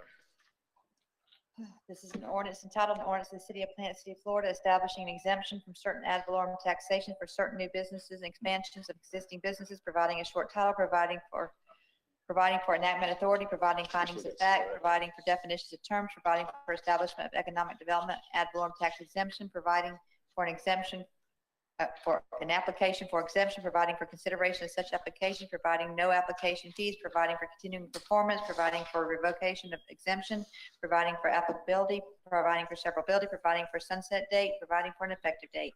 I also have a resolution titled, a resolution setting the public hearing on proposed enactment of an ordinance by the City Commission of the City of Plant City, Florida, in accordance with section 166.041 Florida statute and other applicable law. This resolution sets the public hearing on proposed enactment of said ordinance for our next City Commission meeting to be held on December 14th at 7:30 p.m. What's the pleasure of the commission? Move to approve. Second. Moving to second. Any discussion? Seeing none, place your vote. Record the vote, please. Public hearing is set with a vote of 5-0. That concludes tonight's meeting. I know it was a long one, but now we're going to go into our CRA meeting. This meeting is adjourned. I'm going to go right into opening the CRA, so there'll be no pause. Is that good with you, Madam Clerk? Yeah, even if it means that we have to do. We'll do all voice We'll votes. see what Okay. happens. This meeting is adjourned. At this time, I'd like to call the CRA meeting to order. We're open for public comments. Would anyone like to approach the CRA at this time? Seeing none, public comment is closed. We have the approvals for the September 14th meeting. Is there a motion to approve the minutes? So moved. Moved to second. Any discussion? Seeing none, all signify by saying aye. Aye. Opposed? Minutes approved with a vote of 5-0. Madam Clerk, next item. Resolution amending the CRA fiscal year 2019-20 budget. What's the pleasure of the CRA? Move for approval. Second. Been moved to second. Any discussion? Seeing none, place your vote. I think we can do it on the monitor. Record the vote, please. It's approved with a vote of 5-0. Is there any other business CRA? Mr. City Manager? No, sir. This meeting's adjourned. Excuse me.